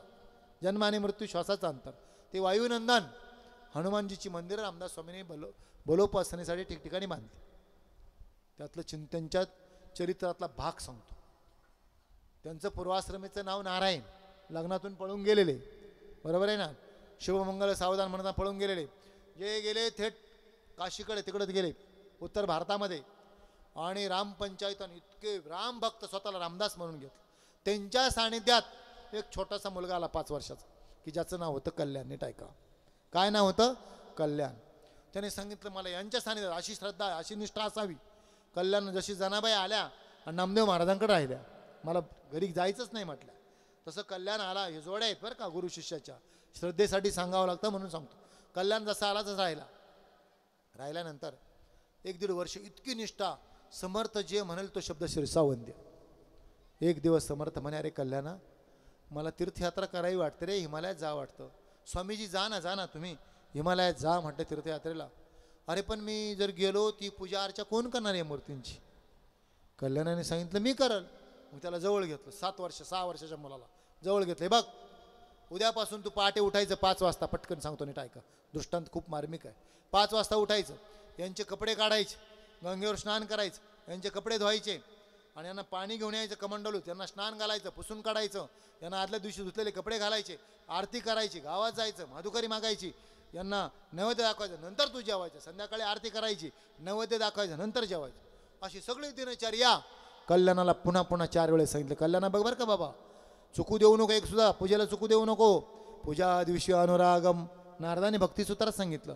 कल्याणाने नीट मन लावून ऐकलं. समर्थ म्हटले बघ कल्याणा, चुकू नको. त्यांच्या पाठमोऱ्या आकृतीला वंदन केलं. समर्थ निघून गेले. कल्याणाने त्या दिवशी संध्याकाळी आरती केली, प्रसाद दाखवला, नैवेद्य दाखवला, जेवला. झोपा लवकर म्हटला. लवकर उठायचे पहाटे, स्वामीजींनी सांगितलंय. झोपला पहाटे 4 वाजता बळच डोळे चुळत उठला. उठल्यानंतर कपडे काढले, अर्धवट झोपेतच. तसाच स्नानाला गेला, तसाच आला, आंघोळ घातली. 1 दिवस, 2 दिवस, 3 दिवस दररोज चालत. आळशी झोपच होत नसायची. खळून दमायचा. 4-5 दिवस झाल्यावर संध्याकाळची आरती केली, नैवेद्य दाखवला आणि झोपायला गेला. त्याच मंदिरातच झोपत होता. राम, लक्ष्मण, सीतामाई आणि हनुमानजी अशा मूर्ती होत्या दगडाच्या. नीट ऐका. झोपता कल्याणाला झोप. दिवसभर खेळून दमायचा. म्हटला समर्थ गेले निघून हिमालयात, हे माझ्या भोवती काय लावलं काय माहिती, माझी झोपच होत नाही. म्हटला 4 वाजताच उठावं लागतं कसतरी. हे कशासाठी? असा विचार करता पडता विचार करता तटकन उठला कल्याण आणि मूर्तींच्या पुढं गेला आणि मूर्तींशी बोलायला लागला. कोणाशी? मूर्तींशी बोलायला. हे बा म्हटला, हे 4 दिवस झाले आज पहा, तुम्ही माझी झोप होत नाही काय नाही, तुम्ही जागेच्या जागेवर उभे. उद्यापासून मी उठणार नाही. तुम्ही तुमचं उठायचं, तुम्ही तुमच्या आंघोळी करून यायच्या, नंतर मला उठवायचं. कोण म्हटलं? कल्याण. बोलला कोणाशी? मूर्तींशी. कोणत्या मूर्तींशी? दगडाच्या. ध्यानावर आहोत ना आपण, नीट ऐका बरं का. दगडाच्या मूर्तीशी बोलला. पण कल्याण बोलत असताना आपल्या सगळ्यांच्या ठिकाणी 4 प्रकारच्या वाणी आहेत. आहे ना? 4 प्रकारच्या सांगा. परा, पश्यंती, मध्यमा आणि वैखरी. वैखरी म्हणजे आता मी तुमच्याशी बोलतो ना, बरेच लोक वैखरीतून बोलतात, जिभेपासून वर. जिभेतून बोलणं म्हणजे वैखरीतून. देवा शपथ खरं सांगतो बरं का. मध्यमा, गळे शपथ. वैखरी, मध्यमा, हृदयातून जे शब्द निघतात ती परा. पश्यंती, हृदयातून निघणारी पश्यंती. मध्यमा गळ्यातून, वैखरी जिभेतून. आणि नाभीपासून, बेंबीतून जे शब्द निघतात ती परावाणी. परावाणी. भजन सुद्धा असं असावं, परेतलं भजन असावं. पण काही का होईना का वैखरीत करत कधी झिरपत पाऊस पडत खाली जाईल ना, म्हणून वैखरीतून भजन करायचं असतं. तर ते परावाणीतून भजन झालं. ते परावाणीतलं भजन म्हणजे काय? संत कबीरदास म्हणायचे, कबीर महाराज, मैं बैठा राम मेरा भजन करे मेरा राम. हे कुठलं भजन होतं? परावाणीतलं भजन. ऐका. तर या ठिकाणी कल्याण परावाणीतून बोलला आणि झोपला. पहाट झाली 4 वाजता. राम, लक्ष्मण, सीतामाई, हनुमान, उठा उठा म्हटले. उठा. राम उठले, हनुमानजी उतरले खाली, सीतामाई. आता लक्ष्मण चिकित्सक, आपण नाही उतरणार. भागवतात वर्णन केलं चलमूर्ती ना चलमूर्ती. आपण जर उतरलो दगडाच्या मूर्ती, आपण जर लोक उद्या नैवेद्य आणणार नाही. देवाने नैवेद्य खाला असता तर आपण नैवेद्य दाखवणार नाही. इतके चतुर आहोत आपण बरं का. तर या ठिकाणी ते नाही उतरणार. लक्ष्मण म्हटला, कलियुगातले आहोत आपण. राम म्हटला, आपण कुठले आहोत काय आहोत हे माहीत नाही. त्याच्या भावाला मत उतर खाली. भावाचं ऐकावं लागलं म्हणून लक्ष्मण खाली उतरले गेले, स्नान करून आले. सगळं आपापल्या जागेवर व्यवस्थित. रामाने आवाज, अरे कल्याणा उठ, आम्ही स्नान करू. वा वा, 5 वाजता, आज किती छान वाटतं. उद्यापासून असंच करायचं म्हटलं. उद्यापासून अशाच आंघोळी करून यायच्या. नंतर कल्याण गेला, आंघोळी करून आला वगैरे. म्हटलं आज माझी झोप झाली, आता जातो म्हटलं, नैवेद्य आणतो, आरती केली, ह्या आणतो, भिक्षा मागून आणतो, माधुकरी गावात जायचा, माधुकरी मागून आणायचा, नैवेद्य दाखवायचा. गेला मागायला एका घरी. गेल्यानंतर त्या घरी एका बाईनं नेमका स्वयंपाक नव्हता, एक मोठी वाटी भरून तांदूळ दिला. अरे जा म्हणे तिकडे नेऊन शिजव. आता 3 घरं मागायचं असं. आला कल्याण. आल्यानंतर तिथं साधन काय त्या काळातलं बरं का, 350 वर्षापूर्वीचं. शिजवायला काय दगडाची चूल, ते पातेलं किंवा मडक्यात टाकलं शिजायला भात. आणि ते ओलं सरपण असल्यामुळं जाळच होत नव्हता. सगळा धूर कल्याण डोळ्यात येत होता. 15 मिनटं झाले, जाळ काय होईना आणि भात काय शिजेना. कल्याण असं डोळ्यातून पाणी येतं. आता रामाकडे पाहिलं, थोडी तर जाय येऊ द्या ना. मग रामाने काय केलं, फक्त तिरक कोणाकडे पाहिलं असेल, सीतामाईंकडे. सीताईकडे पाहिलं. आता बऱ्याच जणांना, काहींना नजरेची भाषा कळते, काहींना शब्दाची भाषा कळते, आणि दोन्ही नसन कळत मग तिसरी भाषा असते बरं का. तर रामाने पाहिल्या सीतामाई खाली उतरल्या, आल्या. आता नुसता स्पर्श केला. माऊलीने वर्णन केलं, सीतामाई म्हणजे कोण होते, साक्षात लक्ष्मी. ती पाय धोयाच्या दैवा पात्र झाली, देवी लक्ष्मी ऐशी जवळीक. तिच्या स्पर्शात रंकाचे महेंद्र होती. रंकाचे काय होऊ शकतात, म्हणजे ते घरकुलं करत असतात होय ज्ञानेश्वरीतल्या. तर तिनं स्पर्श केल्या स्वयंपाक झाला. कल्याण म्हटलं, वा आज काय छान स्वयंपाक. आता वर तुम्ही वर नैवेद्य दाखवून खाली जेवायला. आले जेवायला, पंगत बसते पंक्तीला. आता कल्याण म्हटलं, बरं झालं, उद्यापासून असंच जेवायचं आपल्याला. कल्याणाकडे काम करायला फक्त आता आरती करायचं, गावात जायचं आणि माधुकरी मागून सीतामाईने स्वयंपाक करायचा, यांची आंघोळी करायच्या, कपडे धुवून आणायचे, त्यांनी फक्त आरती करायची, नैवेद्य दाखवायचा आणि यांनी जेवायचं. नैवेद्य दाखवायचा सुद्धा नाही, जेवायला खाली यायचं. जेवायला काय करायचं, खाली यायचं. एक दिवस काय झालं, कल्याण गावात गेला. एका घरी मोठ्या डब्यात दही दिलं. काय दिलं, दही घेऊन आला. माधुकरीमध्ये दही आणलं. आणल्यानंतर सीतामाईनं सांगितलं, आज छानपैकी कढी बनवा. आता सीतामाईंची कढी ती किती किलोमीटर सुगंध तिला बरं का. स्पर्शात कढी तयार झाली. स्वयंपाक झाला, पात्र झाले, सगळे जेवायला बसले. सीतामाई, हनुमानजी, लक्ष्मण, राम आणि कल्याण. ताटं मांडली गेली केळीच्या पानांवर. ताटं मांडली, पाणी फिरवलं गेलं, श्लोक म्हटले गेले. रामाने आता घास घेतला आणि तोंडात घालायचा. तिरकं पाहिलं, कल्याणाचा हात ताटात जातच नव्हता. कल्याण रडत डोळ्यातून गंगा यमुना चालल्या. हातात घेतलेला घास खाली ठेवला रामाने. पाठीवरून हात फिरवला. स्पर्शकृपा म्हणतात. दृष्टिकृपा, शब्दकृपा, स्पर्शकृपा आणि संकल्पकृपा. कल्याणाच्या पाठीवरून हात फिरवत भगवान प्रभू रामचंद्र कल्याणला म्हणतात, अरे काय झालं तुला रडायला, असं का रुष्ट होतो अन्नावर, सांग ना. हे बघ, आम्ही आमचे कामं करतो, ही स्वयंपाक करते, सगळं करते, तुला फक्त माधुकरी मागायचा त्रास आहे ना. उद्यापासून जाऊ नको, मी जात जाईन माधुकरी मागायला, पण असा अन्नावर रुष्ट होऊ नको रे बाबा. आमच्याबरोबर प्रसादे सर्व दुःखानाम, प्रसन्न मनाने जेवायला बस एवढीच अपेक्षा. देव भक्ताच्या किती अंकी झालेला असतो. कल्याणाकडे असं म्हणता कल्याणाचं स्पंदन आणखी वाढलं. स्पंदून रडायला लागला. अरे झालं काय, सांग ना, तुला का रडतोस, कारण तर सांग ना, काय झालं. सगळं वातावरण शांत झालं. स्पंदून रडत असताना कल्याणाने दिलेलं उत्तर. कल्याण म्हणतो, देवा मला काय त्रास आहे माधुकरी मागायला जायचं. मग काय झालं तू रडायला, सांग ना. काय सांगू मी. माझ्या ताटात जी कढी आलेली आहे ना, ज्यांच्या कृपेमुळे तुम्ही आज माझ्या पंक्तीला जेवायला बसलात, त्या माझ्या स्वामींना ही कढी फार आवडायची, त्यांच्याशिवाय मी कढी खाऊ कशी. भगवान म्हटले, ठीक आहे, तुझ्या स्वामींना कढी आवडायची, ते तर हिमालयात, आपण ते इथे. कल्याणाने मागचा पुढचा विचार नाही केला. मग जी भोळी बावडी माणसं असतात ते विचार नाही करत. अंतरीचे धावे स्वभावे बाहेर. ते म्हटलं, हनुमान काय काम करतोय. कोण म्हटलं, कल्याण म्हटलं, हनुमान काय काम करतोय. असं म्हटल्या रामाने हनुमंताकडे पाहिलं. हनुमंताने ताट मागं सारलं. सीतामाईने एक मोठा कढीचा डबा भरला. कशाचा डबा भरला, कढीचा डाबा आणि कडीचा डाबा बरं का. कल्याणाच्या हातात दिला, ताट मागं सारले. कल्याण हनुमंताच्या खांद्यावर बसले. हनुमंताने उड्डाण केलं. कुठं? आकाशात उड्डाण केलं आणि थेट हिमालय गाठला. हिमालयाच्या जवळ गेल्यानंतर समर्थ एक उंच शिखर चढत होते हिमालयामध्ये. कुबडी छाटी फावडी हातात, तेजपुंज व्यक्तिमत्व. हनुमानजी म्हटले, कल्याण बाबा रे, इथपर्यंत मला आणलं बस, मला इथपर्यंत आणलं बस बाबा, मला बाबा झालं म्हटले, मला भीती वाटते. पाजांचा देव हनुमानजी ते म्हणतात मला भीती वाटते. हे शिका, मोठ्यांचा आदर करायला शिका, आपण आपोआप मोठे होत जाऊ. आदर करायला शिका, दुसऱ्याला मोठेपणा द्यायला शिका बरं का. देतच नाही म्हणून छोटं होतं. दुसऱ्याला मोठं म्हणायला शिका, तोच मोठा होत असतो. हनुमानजीने सांगितलं, कल्याणा मला समर्थांची भीती वाटते, मी तोच थांबतो. एका दगडावर कल्याणाला उतरवलं, कप्पारीला हनुमान लपून बसते. कल्याणाच्या हातात कढीचा डबा. एक शिखर चढत होते स्वामीजी. कल्याणाने जोरात आवाज दिला, स्वामीजी स्वामीजी. समर्थाने पाहिलं कल्याणाचा आवाज येतोय. खाली पाहिलं तो कल्याण दिसला. समर्थ वरून पळत येत होते आणि कल्याण खालून पळत शिखर चढत होते. दोघांचा गुरु शिष्याची भेट. समर्थ वरून येत होते आणि कल्याण खालून चढत जोरात पळत चालला आणि समर्थ खाली येत होते. आल्या आल्या खास जे निरामय, खास जे प्रेम असतं ना, तिथं निशब्दता असते, ते शब्द निघत नाही. आल्या आल्या आल्या आल्या पहिली मिठी कल्याणाला मारली. कोणी? समर्थाने मिठी दिली, आलिंगन दिलं. अरे कल्याणा कल्याणा, का आलास रे बाळा, का आलास? स्वामीजी स्वामीजी तुम्हाला कढी फार आवडायची ना, कढी घेऊन आलो म्हणे, कढी घेऊन आलो. अरे पण तू इतक्या लांब आला कस काय? कोण म्हटलं?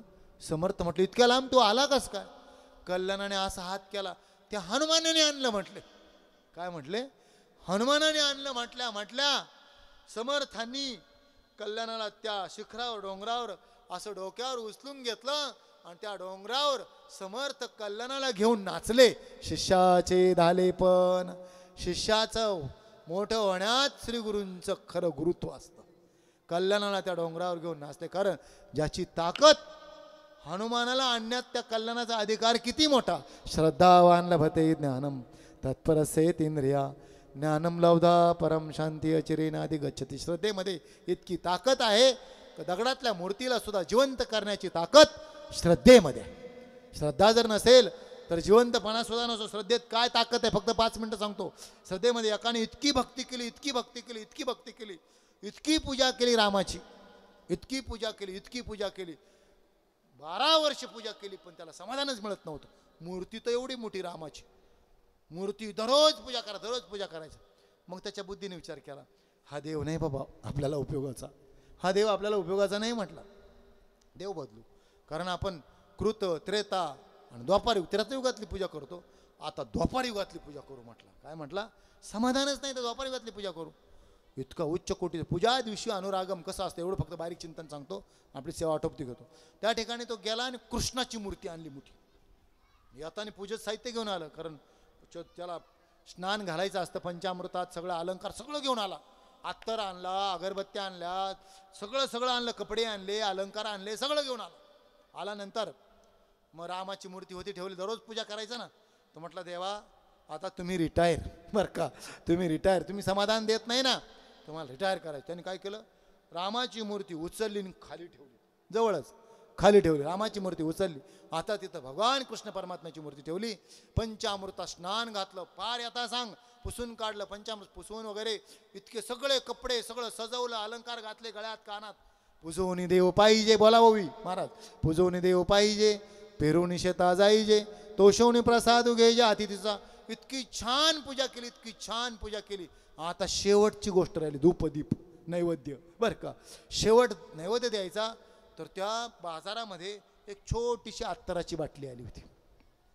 म्हटलं आता अत्तराची बाटली फोडायची, कापूस घ्यायचा, कापसावर लावायची ना, अत्तराचा सुगंध माझ्या कन्हैयाला द्यायचा. सुगंध कोणाला द्यायचा? कन्हैयाला द्यायचा. कशाचा? अत्तराचा. पण तुझ्या डोक्यात लगेच एक विचार आला. म्हटलं आता माझ्या कन्हैयाला अत्तराचा सुगंध द्यायला गेलो, हे बाबा खालीच बसलेले, हेही सुगंध घेतील, थांबा म्हटलं आता युक्ती करू. त्याने पिशवीतून कापूस काढला. काय काढला? पिशवीतून काय काढला? कापूस काढला. कापसाचे असे 2 बोळे केले, रामाच्या नाकात घातले. रामाच्या मूर्तीच्या काय घातले? दोन इतके मोठमोठे बोळे खुंबू खुंबू मूर्तीच्या नाकात 2 बोळे घातले. कोणाच्या? रामाच्या. रामाच्या मूर्तीच्या नाकात 2 बोळे घेतले. का घातले? माझ्या कन्हैयासाठी आणलेला अत्तर आहे, त्याने सुगंध घेऊ नये. आणि खटकने बुच उघडलं. बुच उघडल्या उघडल्या भगवान श्री रामचंद्र प्रगट झाले. प्रभू राम प्रगट झाले. अरे भक्ता, हे पाहायला लागलं. म्हटलं का ईर्ष्या आली काय? बरं का 12 वर्ष पूजा करीत होतो, त्यावेळेस प्रसन्न झाले, आज कन्हैयाला आणलं. ते म्हटलं खरं सांगू का, खरं सांगू का, तुझी आतापर्यंत 12 वर्ष पूजा अशी होती की तुला असं वाटायचं की मी फक्त त्या चांदीच्या मूर्तीतलाच देव आहे, निर्जीव आहे. पण आज घडली घटना अशी, तुला सांगू का, भगवान प्रभू रामचंद्र त्याला काय म्हटले? अरे तू माझ्या नाकात बोळे घातल्यामुळे माझा श्वास अडकला, म्हणून मला प्रगट व्हावं लागलं. काय म्हटले? माझा श्वास अडकल्यामुळे मला प्रगट व्हावं लागलं. कारण याचा भाव इथपर्यंत पोहोचला की साक्षात प्रभू रामचंद्र सुगंध घेतील, माझ्या अत्तराचा गंध त्यांना येईल, म्हणून त्याने बोळे घातले. असा भाव ज्यावेळेस आपला होईल ना, त्यावेळेस देव प्रगट होत असतो. पण हे दगड जातं, दगडावर आपटून येतं, म्हणतं कशाचा देव आणि कसला देव. आपल्या अंतकरणाचा भाव प्रगट करा, साक्षात परमात्मा प्रगट होत असतो. श्रद्धावान लभते ज्ञानम तत्परसेंद्रिया ज्ञानम लब्धा परम शांती अचिरेन आधी गच्छते. आपल्या 6 वाजलेले आहेत. 4थ्या अध्यायाचा भाग आहे ज्ञान कर्म संन्यास योग. गोड चिंतन आहे गीतेतलं. आपण उपंत्य भागामध्ये थोडंसं वर आलो होतो दृष्टांतात. कारण वेदांत गीता म्हटलं की जड होतं, कारण ऐकायची सवय नाही ना. जड होतं, जड होतं, वृक्ष वाटतं. आमचे बाबा म्हणायचे, समुद्रात ते खलाशी निघायचे प्रवासाला, नुसतं पाणी, नुसतं पाणी, नुसतं पाणी. कुठंतरी किनारा दिसला का त्यांचा जल्लोष असायचा.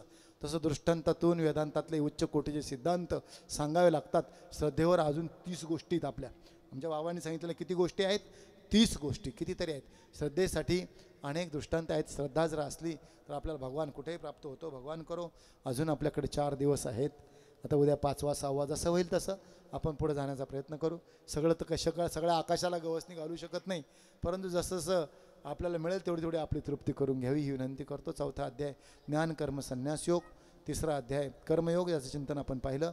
आता उद्या आपण 5व्या अध्यायात प्रवेश करत आहोत, संन्यास योग, अभ्यास योग, ध्यान योग, 6वा 7वा असं पुढं पुढं थोडक्यात आपण वर्ण जेवढं होईल तेवढं होईल. नंतर शेवटच्या दिवशी सगळ्याला आपण गवसणी घालूया. या ठिकाणी गोड असं चिंतन तुम्ही आहात म्हणून. तुम्ही महेशाच्या मूर्ती दुबळार्चित असे भक्ती, बोल जरी गंगावती तरी स्वीकारलं की बाबा आहेत. बाबा प्रत्यक्ष स्वतः बसतात 2 तास. या ठिकाणी आमचे डॉक्टर महाराज आलेत, सीताराम महाराज आहेत, सगळेच आमचे शिक्षक मंडळी सगळी, आमच्या माता भगिनी तर त्या अंतरंगीच आहेत. दररोज त्यांच्या हातात ज्ञानेश्वरी आहे.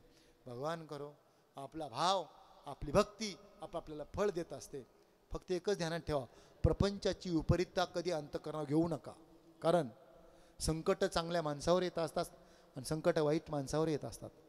चांगल्या माणसावर वाईट माणसावर आलेले संकट ही त्याच्या कर्माची शिक्षा असते, आणि चांगल्या माणसावर आलेले संकट त्याची परीक्षा असते. तो परीक्षेतून उत्तीर्ण होतो. आणि वाईट माणूस कर्माची शिक्षा भोवता तिथं गलित गात्र होतो. म्हणून सामोरं जा. आणि जीवनात संकटांना सामोरं कसं जायचं ही गीता शिकवते. म्हणून गीता ऐकायला या.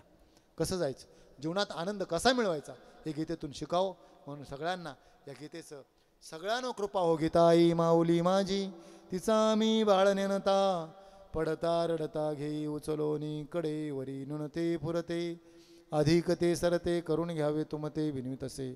सर्वेत्र सुखिना संतु सर्वे संतु निरामया, सर्वे भद्राणि पश्यन्तु मा कश्चित् दुःखमाप्नुयात्. पुंडलीक वरदे हरि विठ्ठल श्री ज्ञानदेव तुकाराम पंढरीनाथ भगवान की जय. माऊली ज्ञानेश्वर महाराज की जय. जगद्गुरु तुकाराम महाराज की जय.